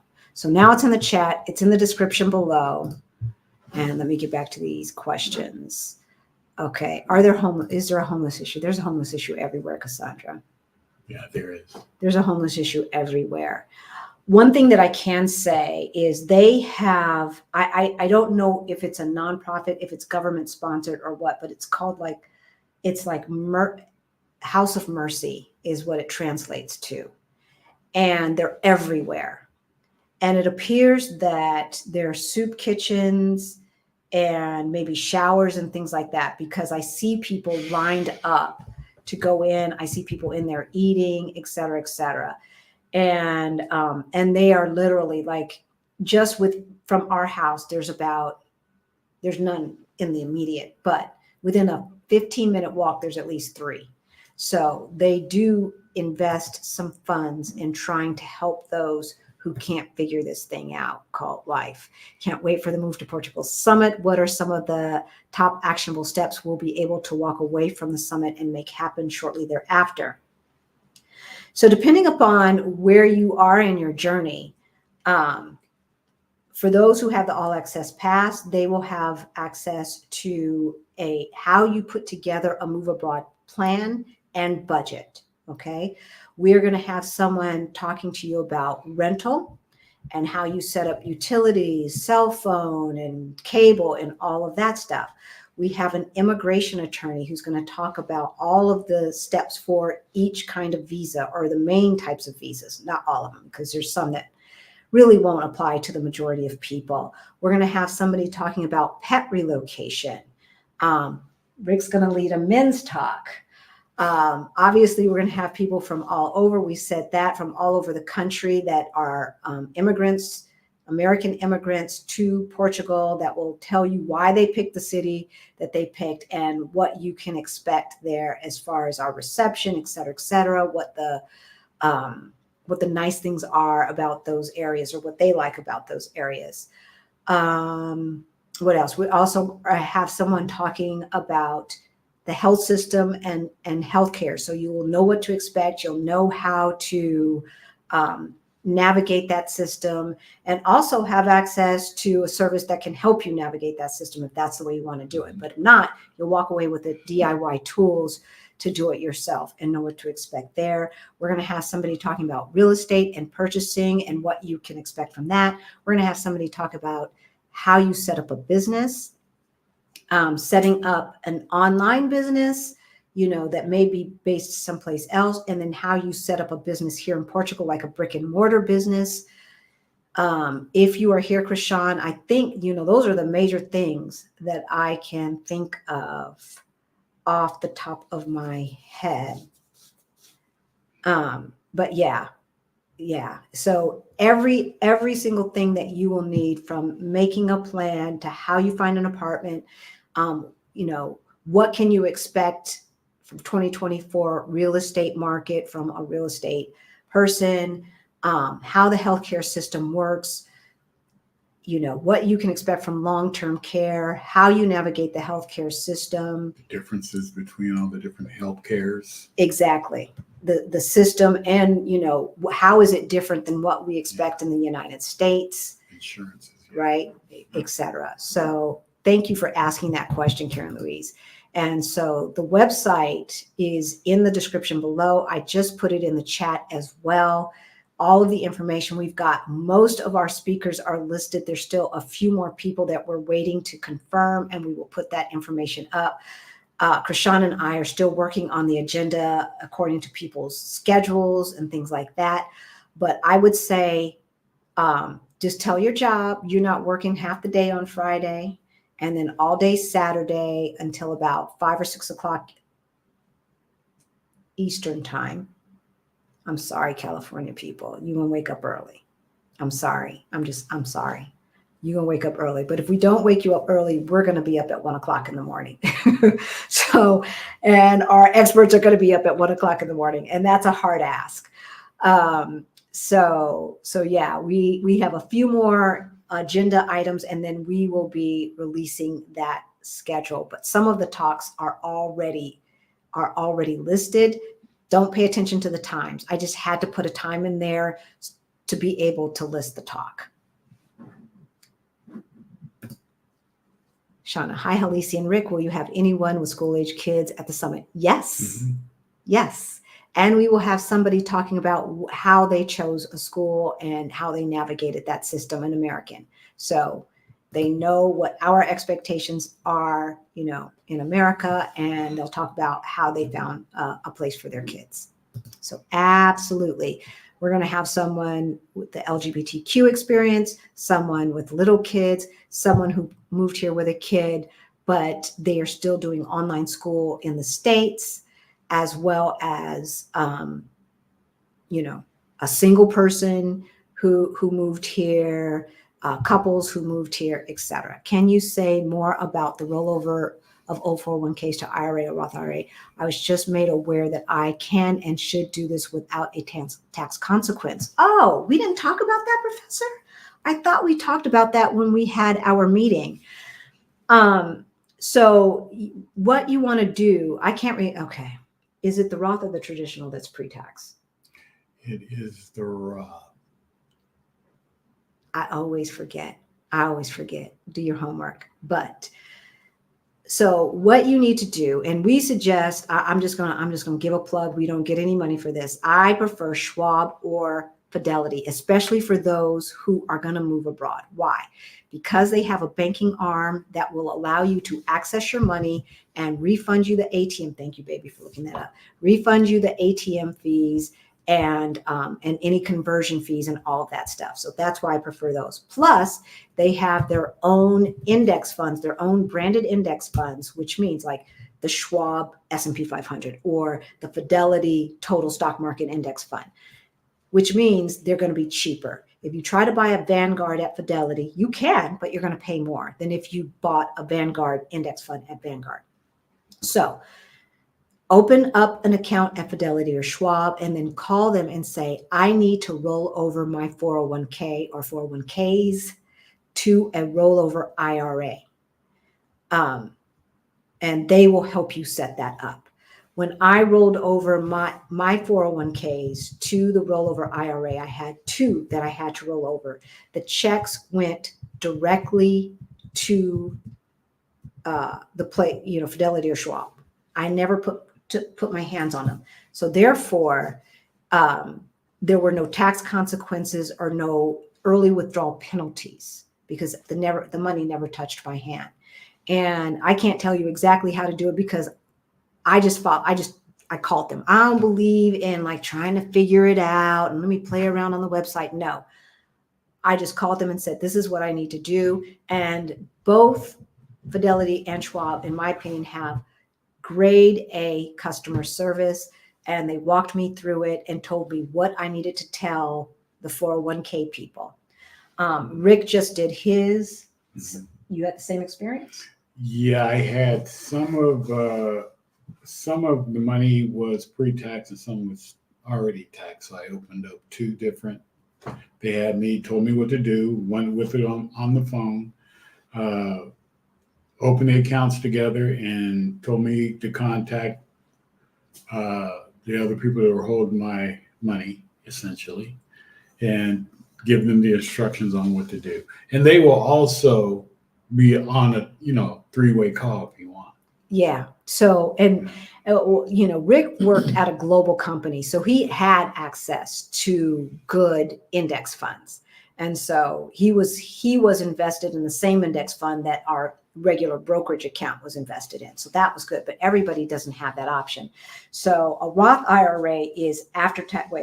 With a Roth IRA, you can contribute after-tax dollars. Your money grows tax-free, and you can generally make tax and penalty-free withdrawals after the age of 59 and a half. With a traditional IRA, you contribute pre-tax or after-tax dollars. Your money grows tax-deferred, and withdrawals are taxed as current income after 59 and a half. Okay. I keep forgetting which is which. I'm sorry, y'all. I do. And now that I'm not working, I can't contribute to the IRA anymore anyway. So, but yeah, roll that stuff over, especially the old ones. It's really easy to forget if you've had several jobs and our daughter's like, oh yeah, I had a 401k here and she still has not moved that money and the bad part about it is since she's not contributing anymore to it, God knows the fees are probably eating away at it. Yeah. That's the bad part. That's why it's important to know exactly what you got going on and what they're charging you for now. Exactly. Have y'all thought about, okay, wait. Okay, we answered that one. Homeless issue, we answered that one. Professor, have y'all thought about a meet and maybe match with your single pals? No guarantee, a cute little cost of admission. Folks probably trust you and have a good eye for good people. Thank you, Professor. I'm going to say all of the all of the people that we have met, for the most part, single and otherwise, are fantastic. They just really are. Just, oh my gosh. Oh, yeah. Just, these were the people that would be in your tribe in the United States, but they're concentrated. Yeah. So, and I think it's important, there are a lot of other immigrants that speak some English, but maybe English is not their first language. So I don't know, maybe we will have some kind of get together, invite a lot of single people, but we have informal gatherings all the time. I don't know, Kendall, what do you think? Yeah, Still here. Yeah, Kendall, just come on out. And, just like with our sangria night, it's just like, we just invite people. Yeah. Who's available? Come on out and let's go hang out and talk and talk smack and have fun and enjoy each other's company. But yeah, that's definitely something to think about. Greta, oh, the steep hills will strengthen your legs. Right, great exercise. To me, I look at it as a free gym. Karen Louise, thank you so much. Y'all, if you need a scholarship to Beyond the Bling, Money Mindset Makeover for Financial Independence, the folks who have taken the course will tell you it gave them hope. One lady said, when she was saying, I don't know how to dream anymore, but this is showing me how I can start dreaming again. This can transform your life. It really, really can. What we have learned, thank you so much, Karen Louise. She is so sweet. What we have learned over the years to go from negative 22,000 in net worth to over 1.1 million in net worth later in life. Because, if you're 30, you've got a little bit more time. But if you're 50 plus, if you're 45 and you want to, retire sooner than later and you're just getting started, there's a different way that you have to look at this thing, right? Because time is not on your side. And so you have to be a little bit more aggressive, but you have to be more knowledgeable to be comfortable being that more aggressive, right? And so these are some of the things that my stepmother taught me that allowed us to make the move sooner than later. So thank you.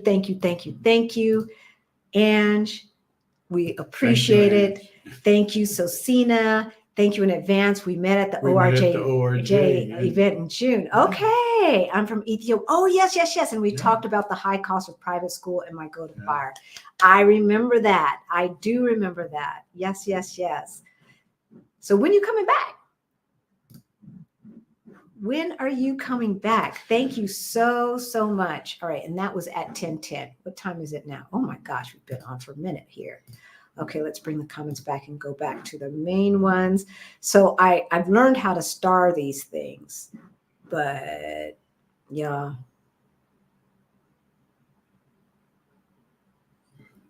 Next month, scouting trip. Hey fam, wife, daughter, and I will be in Lisbon for our scouting trip the first week of next month. November? Do you do in-person meetups? We do. Send us an email. Is it October? Well, we're in October. Today is October. Oh, today is, wow. Today is October. So yeah, send us an email, hello@ourblackutopia.com. And if we are in town, we will definitely love to have coffee or break bread.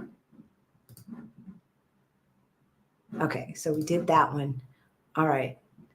Victoria, I'm planning a trip to Portugal in June. How can I schedule a call with you and Rick? So to schedule a call, the information is down below.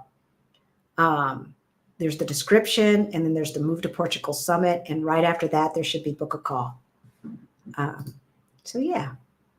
That's how you do that. Really, really easy. What was the minimum amount you needed to open a bank account in Lisbon before your move? I think you only need €100. I think it was. But we put more than that. Yeah. We put a lot more than that in there just because why not?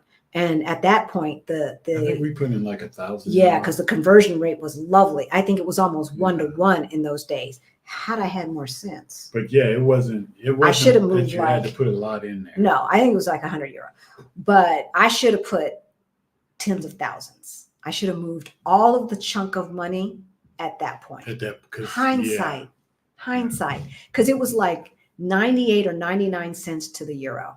And then at one point it was like $1.02 to the euro. So we were actually up.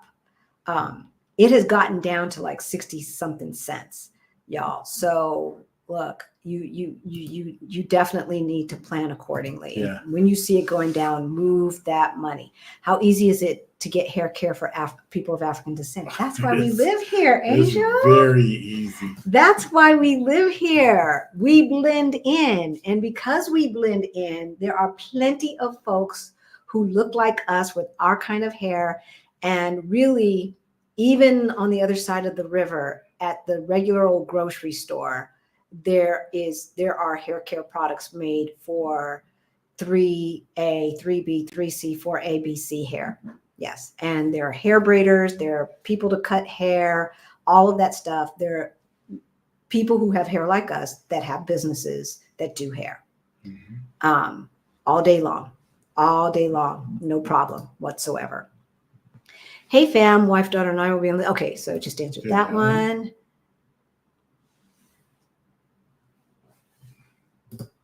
Speaking of Denver hats, have you noticed that there are more Yankees hats worn here? Yes, there are. Than in the Bronx? Really? There are. There's a lot of Yankee hats. Are Yankee hats the ones with New York? New York. Yes. Okay. There's a list of countries in which you can't bank, get Social Security, etc. Adele, let me tell you something. The ones that the United States are at odds with. If you want to know something, Adelia Borshade of Picky Girl Travels the World. This woman is a fountain of knowledge. It is just, and so that's what I figured when he said Russia. I was like, ooh, why would you put your money in Russia? Why would you put your money in Russia? Why would you move to Russia? It's cold. Yeah.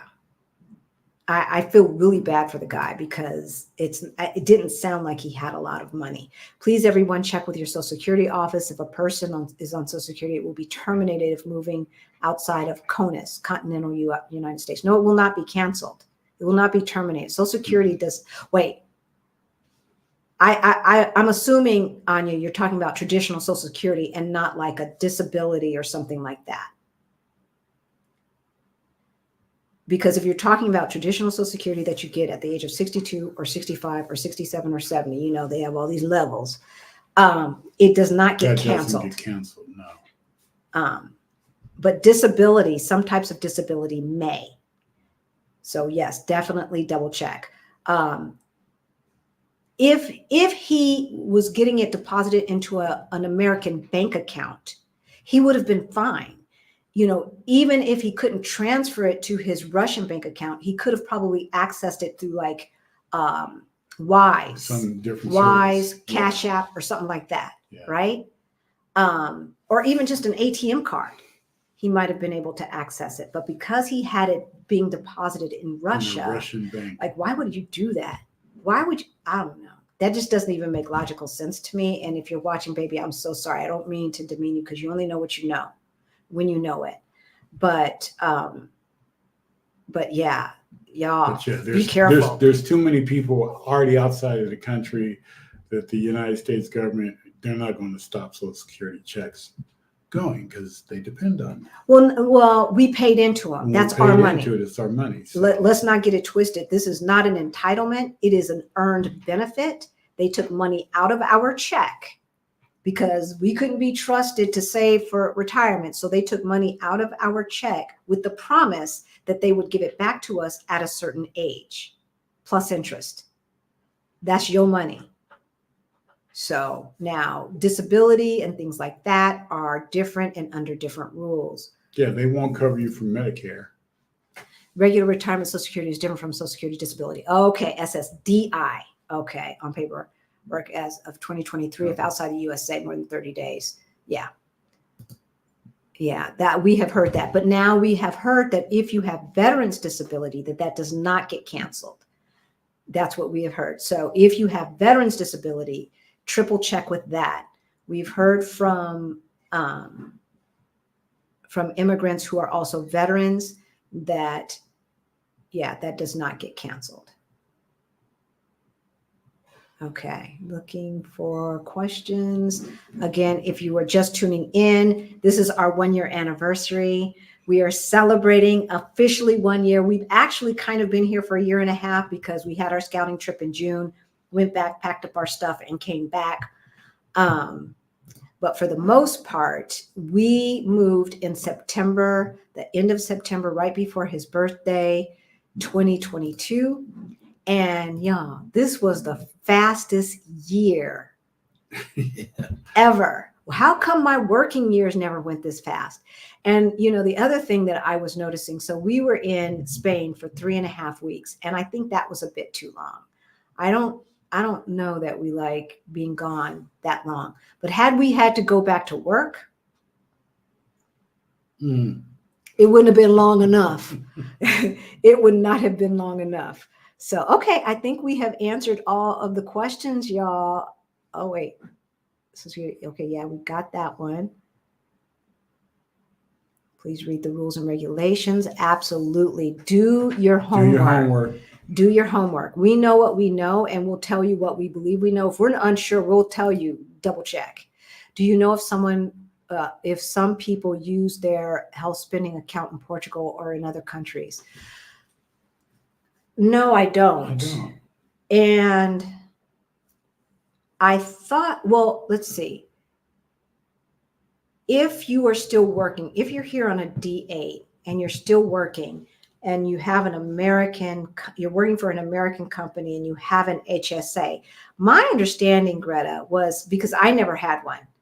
I worked at a company once that had one, and the way it worked was you go to the doctor and then you submit your receipts and they reimburse you.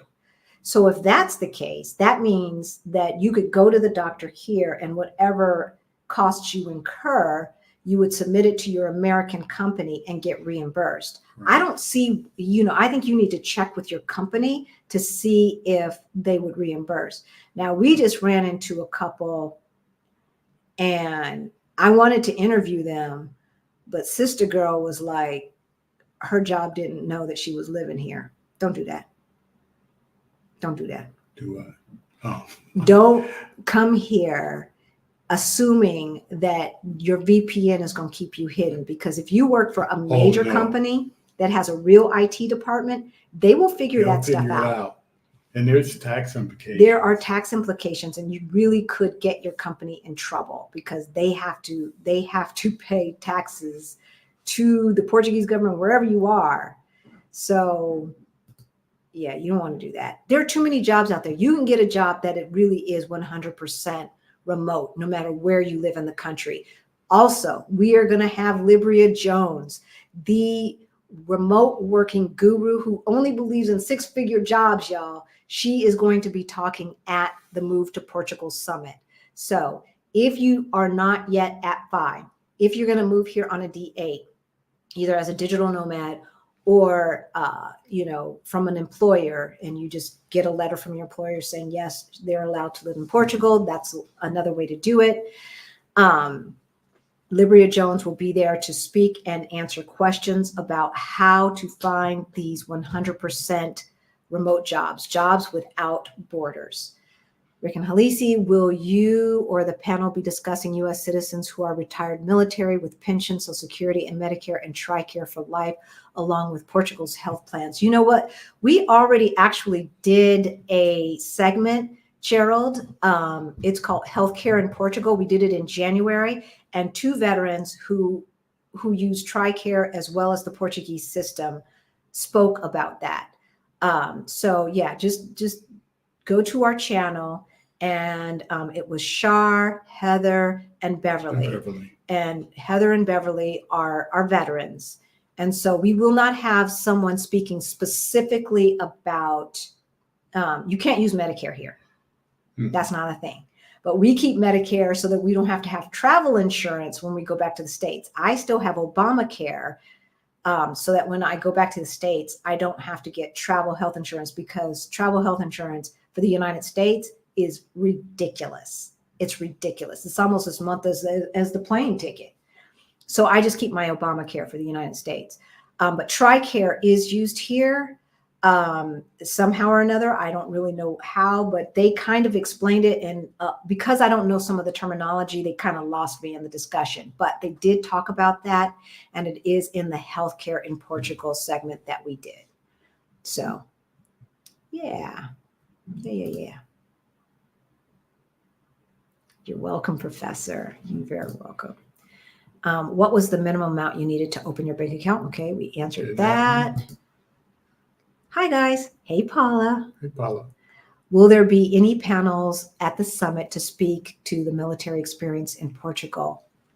Okay, so we pretty just much the same kind of the same question. So yeah, we're not going to speak specifically about that. And Michael from Serenity Care may know a little bit about that, only because for the most part, they deal with immigrants. And so I'm sure some of those immigrants are veterans. As a matter of fact, Beverly has Serenity Care. Yes, she does. She does. So again, please watch that segment that we did with Beverly, Heather, and Shar, and you will get some of the answers that you need. If you've already signed up for the summit, we are going to put out an email as we get closer to preload some of the questions, okay? So that if Michael needs to do, especially with healthcare, if he needs to do any research ahead of time when it comes to really, really specific things like military TRICARE or the veterans health system, that he can do, ask his team in advance, because there is a team that he works with that have different expertises. Like Gerald, what do we older folks do who are retired on Social Security, Medicare, who want to expatriate? And look, if you move to a country that has a treaty with the United States, you will be able to get your Social Security. We could get it deposited here. I don't suggest that you do that, as we've said before. Keep your American bank account.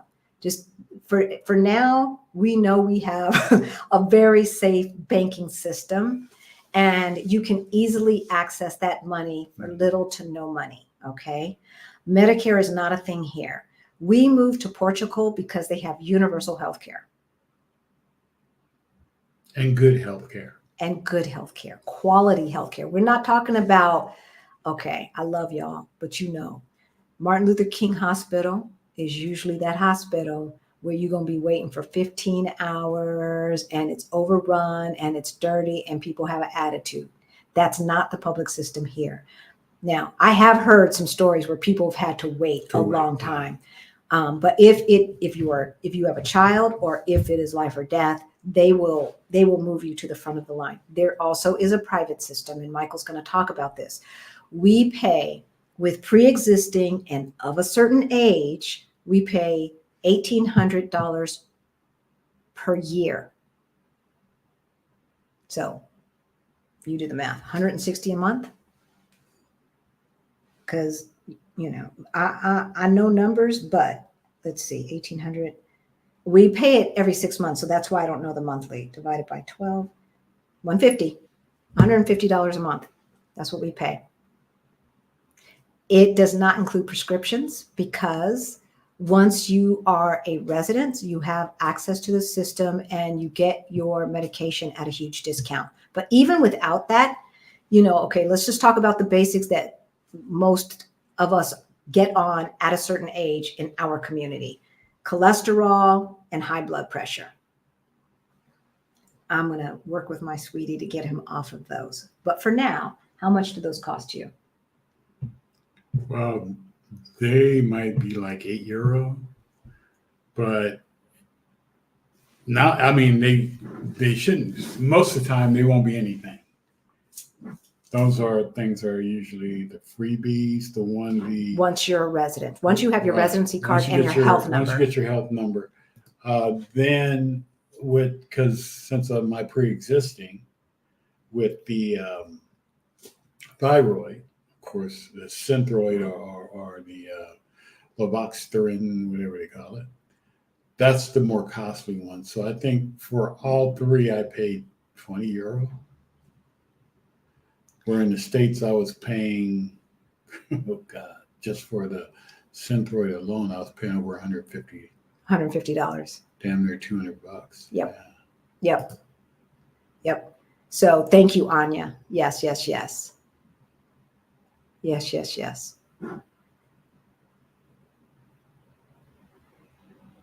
Okay. I think this is again about the TRICARE. Okay, so we did answer that.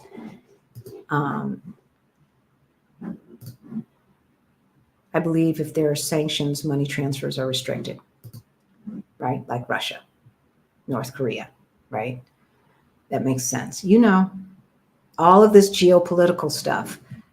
So Kendall is still around. Hey, Kendall. No, Social Security doesn't get canceled here. They tax it here. I have government pensions, which are not taxed here, but Social Security is at 10% after I join the tax regime. Yes. Yes. It was zero, y'all. We missed that. So those of you like the family from Detroit who our men encircled and tried to get them to move yesterday, Daddy was talking about we move in 10 years. Yeah, 10 years. We move in here in 10 years. And I'm like, there might not even be a pathway for you to move in 10 years.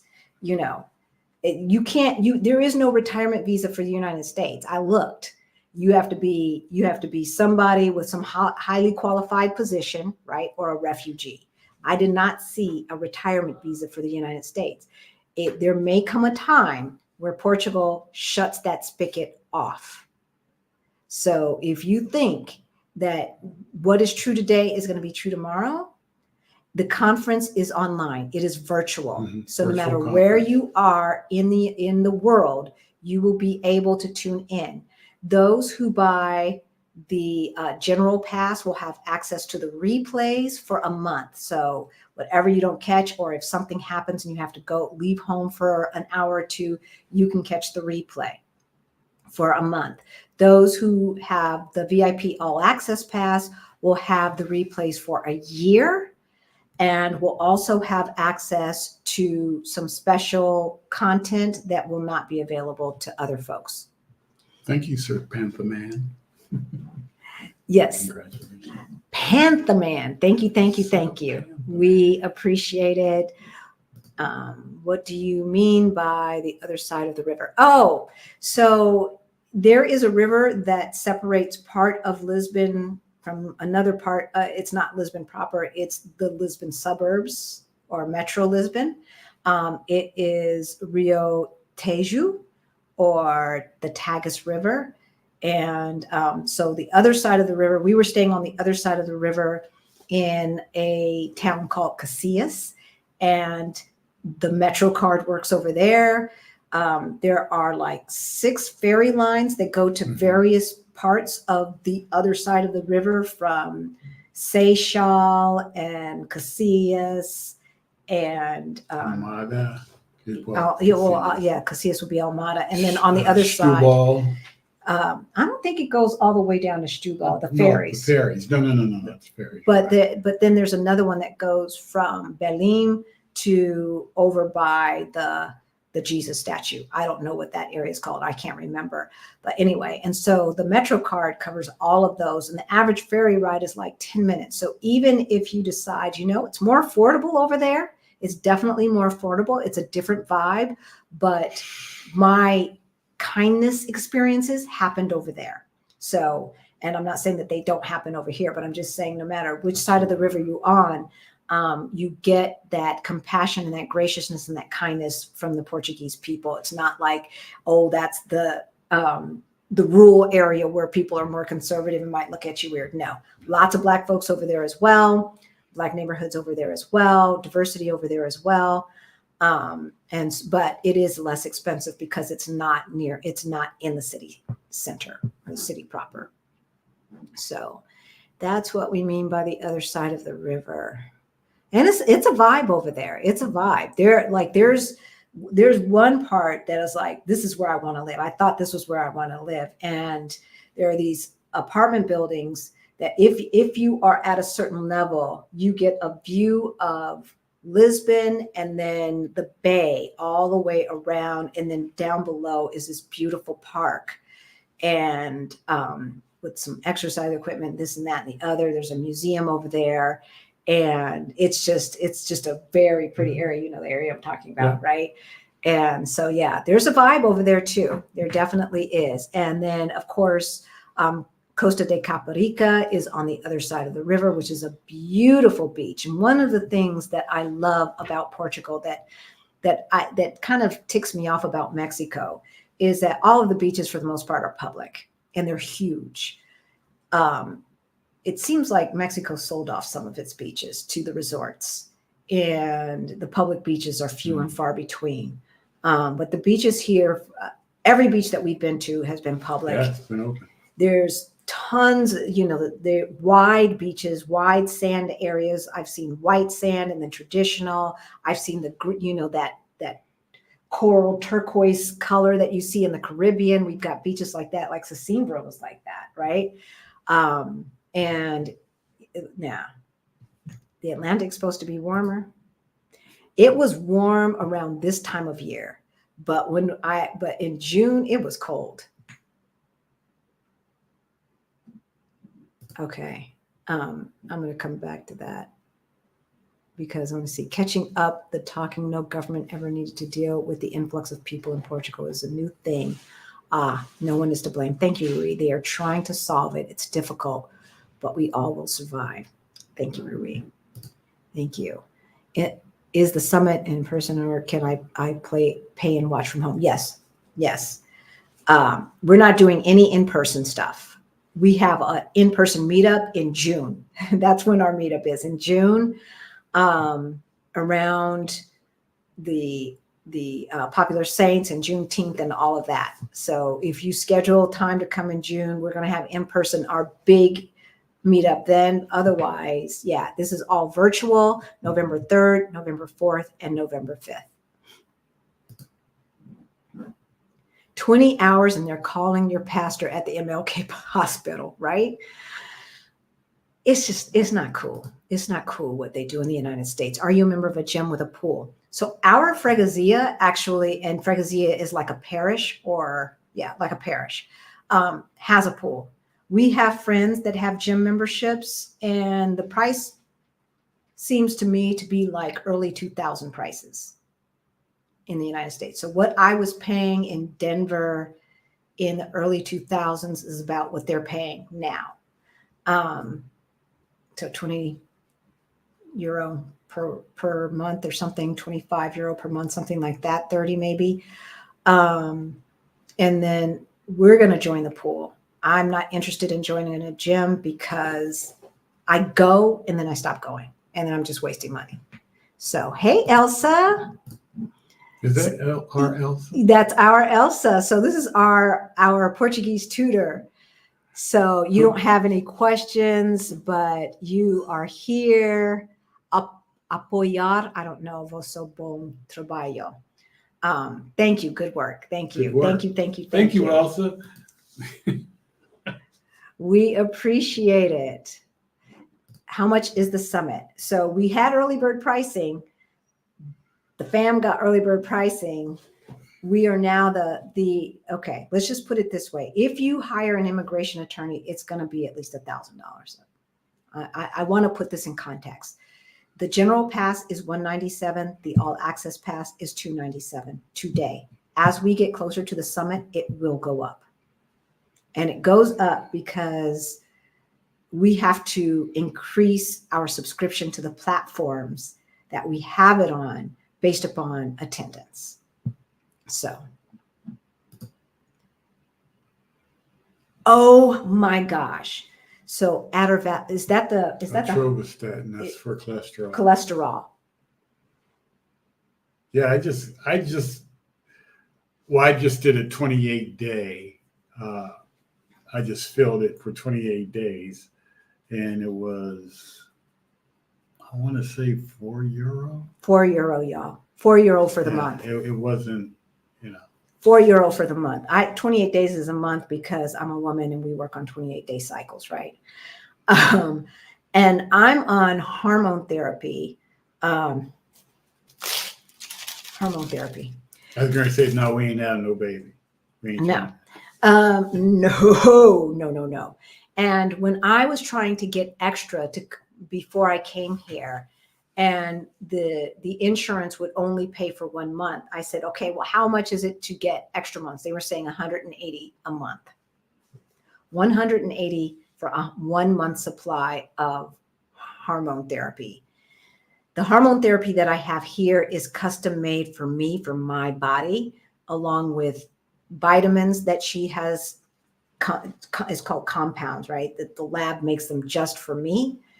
And all of that for 3 months with no insurance was 250 euro. Yeah. So it was actually 5 different things, 90-day supply, 250, no insurance, and custom made. Because the stuff that my doctor was prescribing for me in the United States stopped working. So yeah. So in the grand scheme of things, you have no regrets moving to Portugal? No, not one. Do you, if I woulda, coulda, shoulda? If I woulda, coulda, shoulda is, why didn't we do this sooner? Yeah, I was going to say. Why didn't we do this sooner? So no. You don't know until you know. You don't know until you know. You just have to come. You just have to come. So we had brunch with a couple just last Tuesday or something like that. The male partner was like, we don't ever have to leave. Yeah. Right? And they did France, Spain, and here. And they liked France, they liked Spain, but they're like, oh my gosh, there's a vibe here. I know. Yes. I don't know what it is. I don't know if it's because, when you think about the history classes we had, a lot of times Portugal was very mentioned very seldomly, right?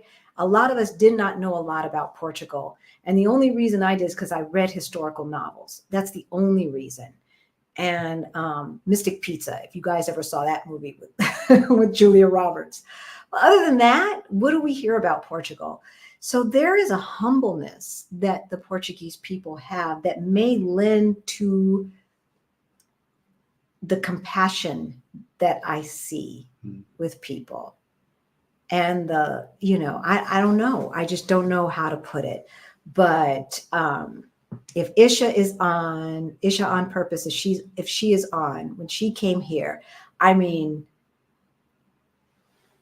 you can just see it on people's faces. There is just, it is our happy place.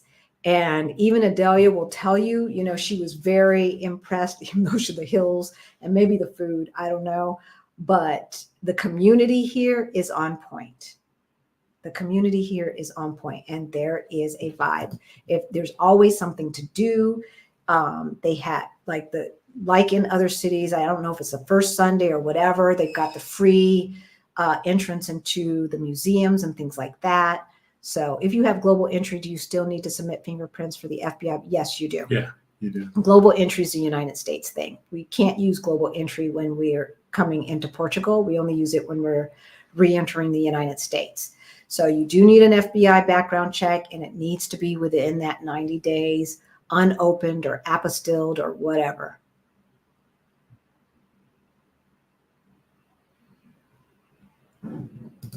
Interesting. So Jess says her immigration attorney said she or he, I don't know, should be okay in 2026, but don't push it. I'm trying to tell y'all, what is true today will not necessarily be true tomorrow. Can you provide what banks are available for deposits, and should I start it now? Well, there's Novo Banco, and there's Millennium.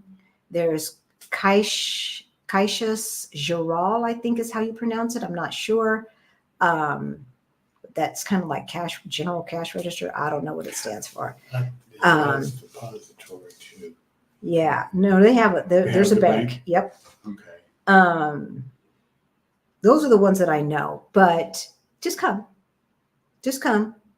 and either one of those two will be fine. And if and on the summit, those folks will be able to tell you more. Those folks will be able to tell you more. I answered that. So again, the summit is 197 and 297. Have you traveled to any countries in Africa yet? What are the plane fares like to travel? So I was just looking, do you find Portuguese people frequently travel to Africa? I don't know. I would, you know, so Angola, we have heard there, it's hard to get a visa to leave Angola and come to Europe. We have heard from some Angolans. So I'm sure they're not trying to fly back because they might get stuck, right? Unless they're trying to get their family or something. But to the continent in general, I have no idea. We were looking for tickets. I was looking today for tickets to Cape Town for the Exodus Summit meetup. And those were going for about €625 from round trip. But going to Morocco and places like that, since it's yeah, the Northern Africa is cheap, is a lot cheaper because it is literally right there. But travel on the continent of Africa is just not as inexpensive as you would think it should be. So even going from Joburg to Cape Town is not as inexpensive to me as it should be. So Jess is trying to give you some hints. So Victoria, yes, we planned our meetup around our Rich Journeys meetup. So our Rich Journeys meetup is usually the week after Juneteenth on Thursday through Monday.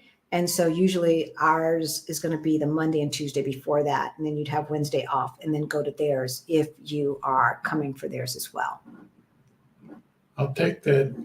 So Elsa, if you want to put your info, if you're still watching and you want to put information on how people can get in touch with you, we found her through Preply, but I don't know if she is on other platforms. So if you want to put the information in the chat, I will put it up. You can't put a link.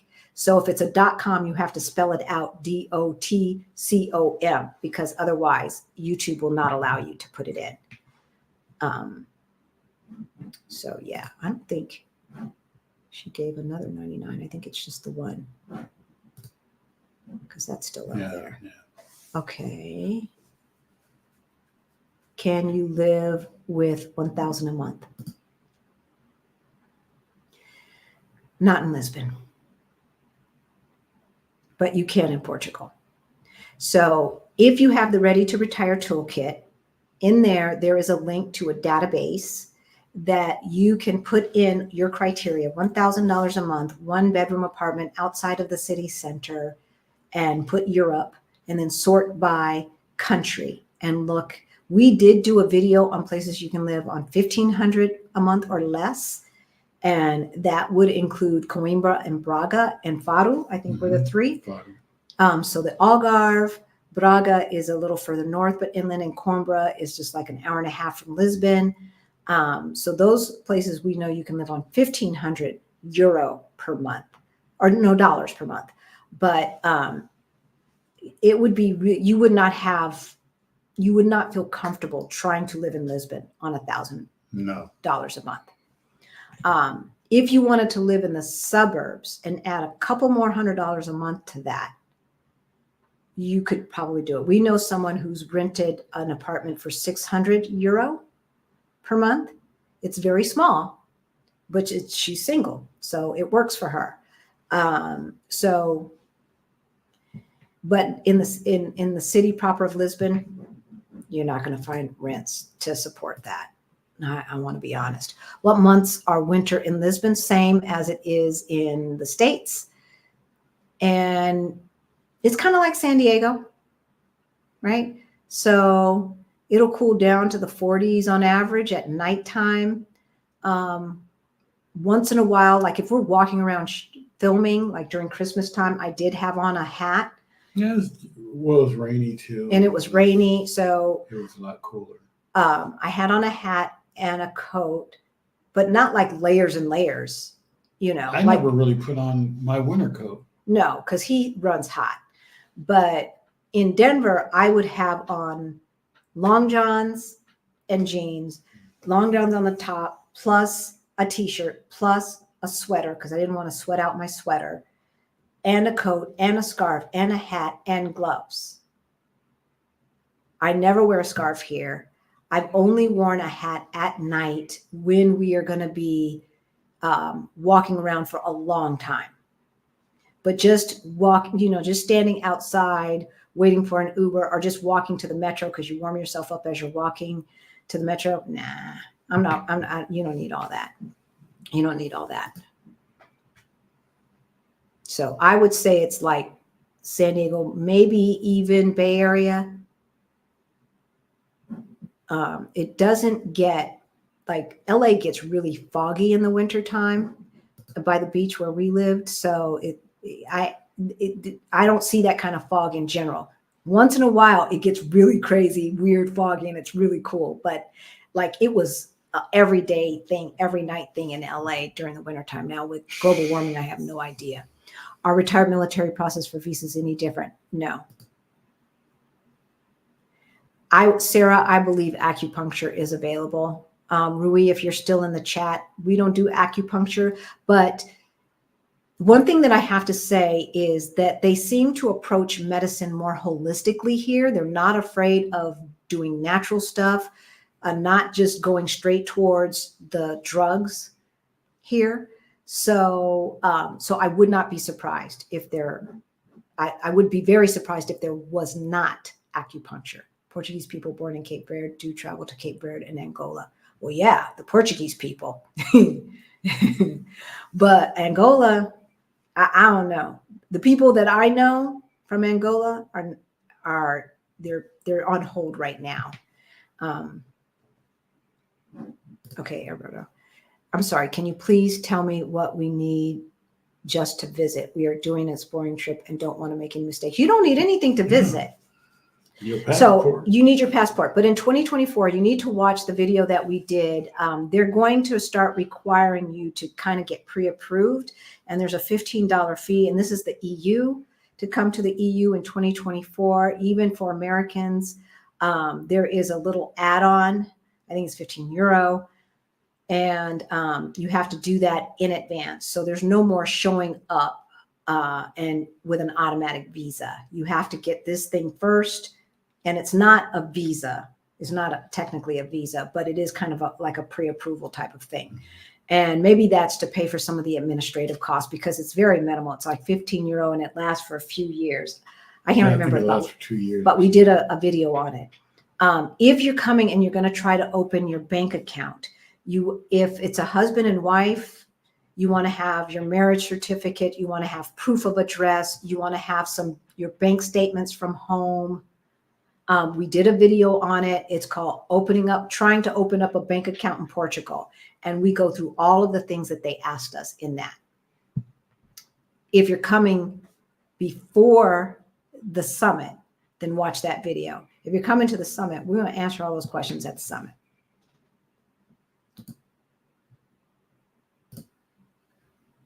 Watch the video anyway.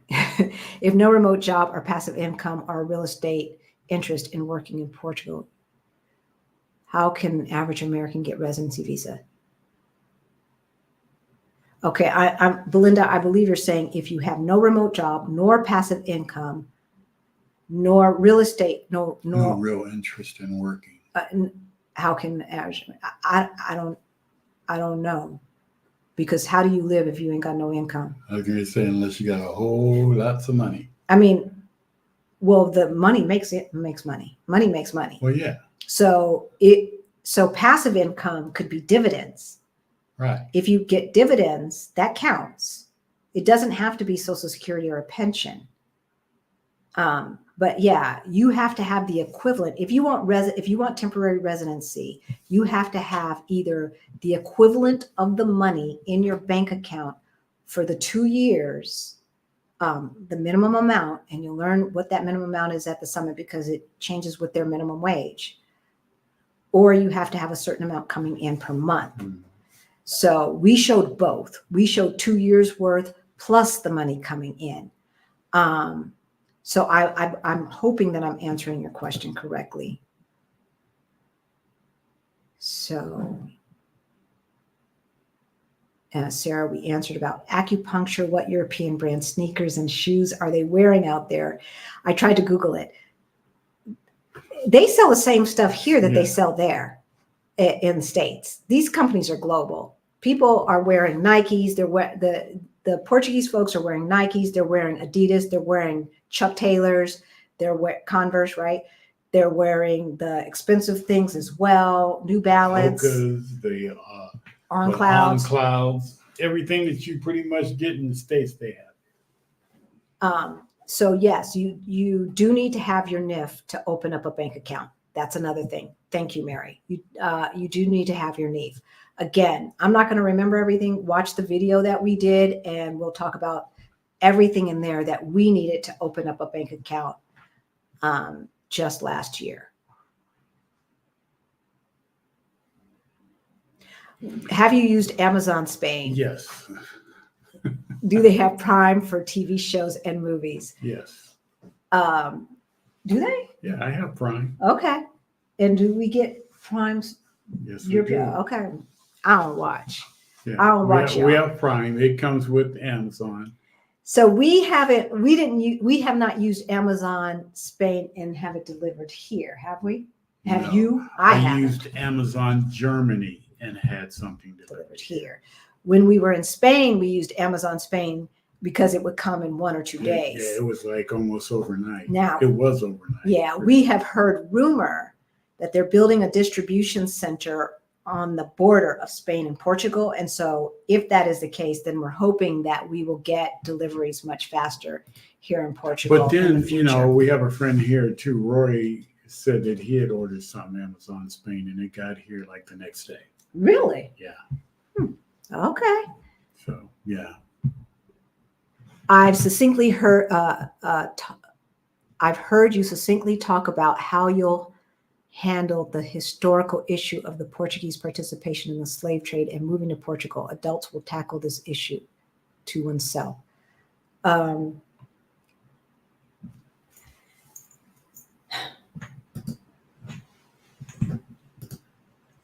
We all have our baggage. And yes, the Portuguese started the Atlantic slave trade. Yes. And the United States perfected it. And they are still participating in it in the form of prisons and everything else. So what I can say is that racism here is not lethal. That changes everything. And I don't think that folks who are not American appreciate what we as Black Americans go through, because we are literally targeted in the United States by the police, not all police, don't get in my comments, but too often by police and by, the Lone Ranger or whatever, and they target our grocery stores, they target our churches. They have done that since the beginning, and they continue to do that today. Not only that, add on to that just the amount of guns and the other crazy folks, and I don't mean people with mental health issues. I mean crazy folks, asshole crazy folks, because a study was done by Brookings Institute that said, if you eliminate mental health issues, that will only take down gun violence in the United States by 1%. So we have to stop blaming mental health issues. These people are just cray-cray. And when I say cray-cray, means evil. Yeah, that's just hateful and evil. That's what I mean. Okay? Not something that is, that a doctor can help maintain, cure or whatever. So I look at this as part of my reparations. I get to live in a place that is safe, that believes that healthcare is a right, that cares about its people, where we can sit in cafes for as long as we want without getting hassled. No one asks us for our papers. We can sit in the park and just play games on our phone all day long if we want to, without someone coming up to us and asking, what are you doing in this neighborhood? Okay. We have a peaceful life of ease here. And so America has given us the ability to be able to do this, to have made enough money to be able to do this, where our Social Security is high enough so that we can live comfortably in a place that is safe and beautiful and less expensive. And I view this as part of my reparations. Thank you, America. Thank you for the blue passport. It makes it a lot easier. Everyone's passport does not get the same treatment. And so as far as the baggage that comes, it's a work in progress, right? It's a work in progress. And you have to, we did how to heal from the toxicity of America. We did an episode on that. And, the bottom line is that you have to come to terms to the garbage that is going on in your brain. And it's amazing when you leave that, and when you no longer have to look over your shoulder every time a police drives by. It is amazing when you stop and listen to the self-talk, what you have been telling yourselves. Now, we have a friend that told us he ran into a guy that said, "Oh, I heard you're moving from Portugal." And he's like, "No, we're not moving from Portugal." He's like, "Because it's so racist here." And this is an American from the deep South. And our friend said, "Really? Well, like what? Give me a for instance." And every example he gave was like, if you are looking for it, you'll find it. Yeah, you will. Our default, our go-to is to automatically think, oh, they're racist. If they help that table before they help us, oh, they're racist. And it's not that way. It's just, it usually isn't. It usually isn't. And if it is, I don't understand what you're saying anyway. So, I have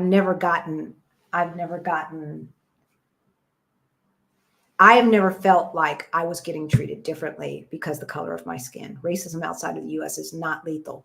What a statement. Right? I mean, how different would you feel if you knew that regardless of the fact, at least you're not going to end up dead? If you're walking by and you see a policeman and he stops to talk to you, the chances of you ending up dead is like 1 in a million, not 1 in 10. Right?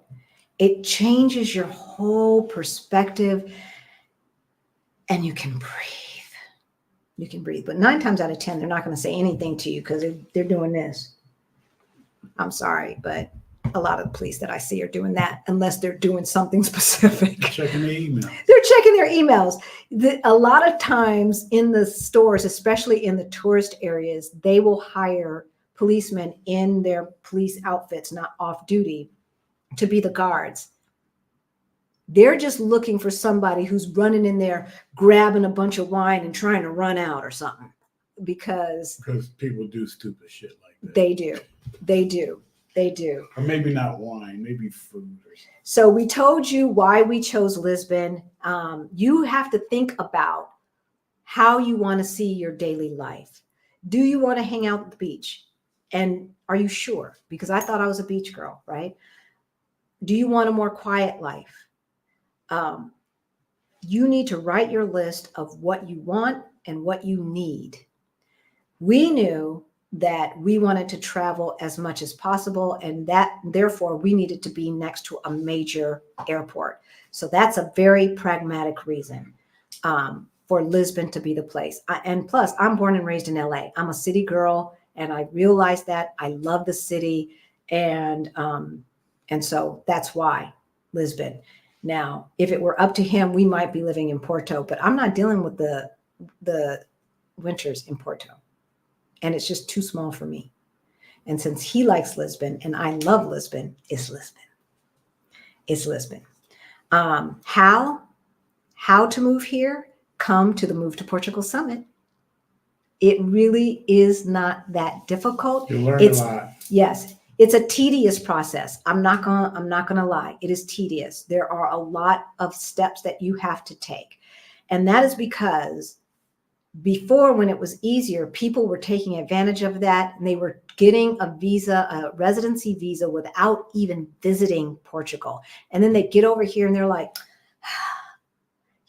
how come the menus aren't in English? How come the ATMs aren't in English? That's how our mother sounds. Is that how my mother sounds? Is that how I do That's when I how you always do imitate when I imitate my mom? But these privileged people, they expect everyone to cater to Americans, and that's just baloney. That is baloney. So if you want a more relaxed life, come to Lisbon. If you want your children to be able to go to school and not have to do shooter drills, come to Portugal, right?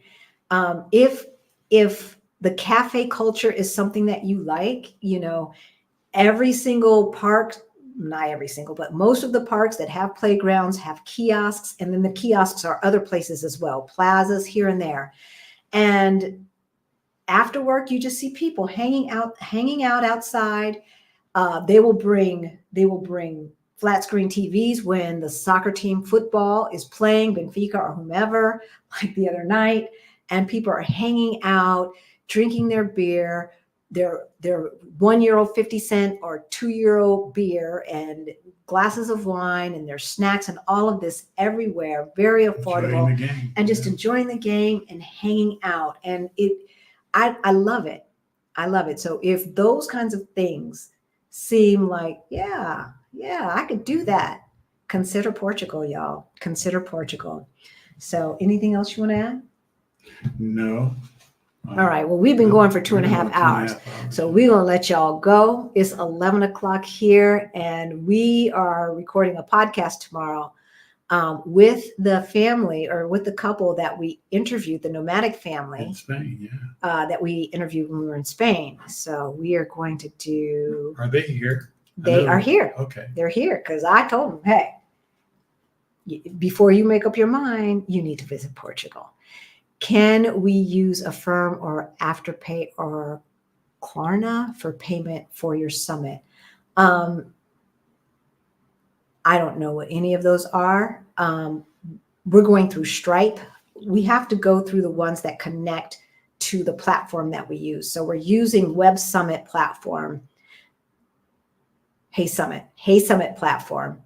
And the Web Summit, is coming next week or in 2 weeks or something like that. But we're using the Hey Summit platform, and they, I believe, only connect to PayPal and Stripe. And if that's going to be an issue for you, send us an email, and I will talk to Krishan and see if there's some other way. So it's hello@ourblackutopia.com, and then put other way to pay for summit in the subject line. Okay. And we'll see what we can get worked out. All right, y'all. I think we did it. Hey, if you got any more questions or anything like that, book a call with us. Book a call. Yeah. Put it in the comments. If you're not part of the F.I.R.E Over 50 Facebook group and you need to get your money together, why aren't you part of the F.I.R.E Over 50 Facebook group? Join it. You don't have to be over 50, but you do have to be from the diaspora. And I do check. So if you don't have a picture of yourself on your Facebook icon, it's going to take a minute. Those who answer the questions and have a picture of themselves where I can clearly see that you're from the diaspora, you get in as soon as possible. Yeah. The other ones, I got to go to your profile and look around, see if I see your family. If you've got your stuff on lockdown, I'm going to send you a message. If after 2 weeks you don't answer, I just decline you. I'm sorry. But we have to protect the space, because we talk about, like Gerald was saying, we talk about a lot of the issues that our community has that Big Mama and them talked about, right? We don't want to have to explain what we mean by that, by Big Mama and them in the group. And so it is for folks who are from the diaspora And so that's a Fire Over 50 Facebook group. We still have one scholarship available for Beyond the Bling, Money Mindset Makeover for Financial Independence. And of course, we are clocking down. It's just 1 month until the Move to Portugal Summit. And we want to make sure that you do not miss this opportunity. So we go live every single Sunday at 3:30 Eastern time, every other Thursday at 5 o'clock Eastern time, where we do a short. We answer one question. If you have a question, especially a money question that you want us to address live on a Thursday, send us an email, hello@ourblackutopia.com, and we will see you next week. Thank you for the well wishes. Yes, we love you guys so much. We really, really do. And we appreciate you and can't wait to see you in person and online. Definitely. Bye. Bye.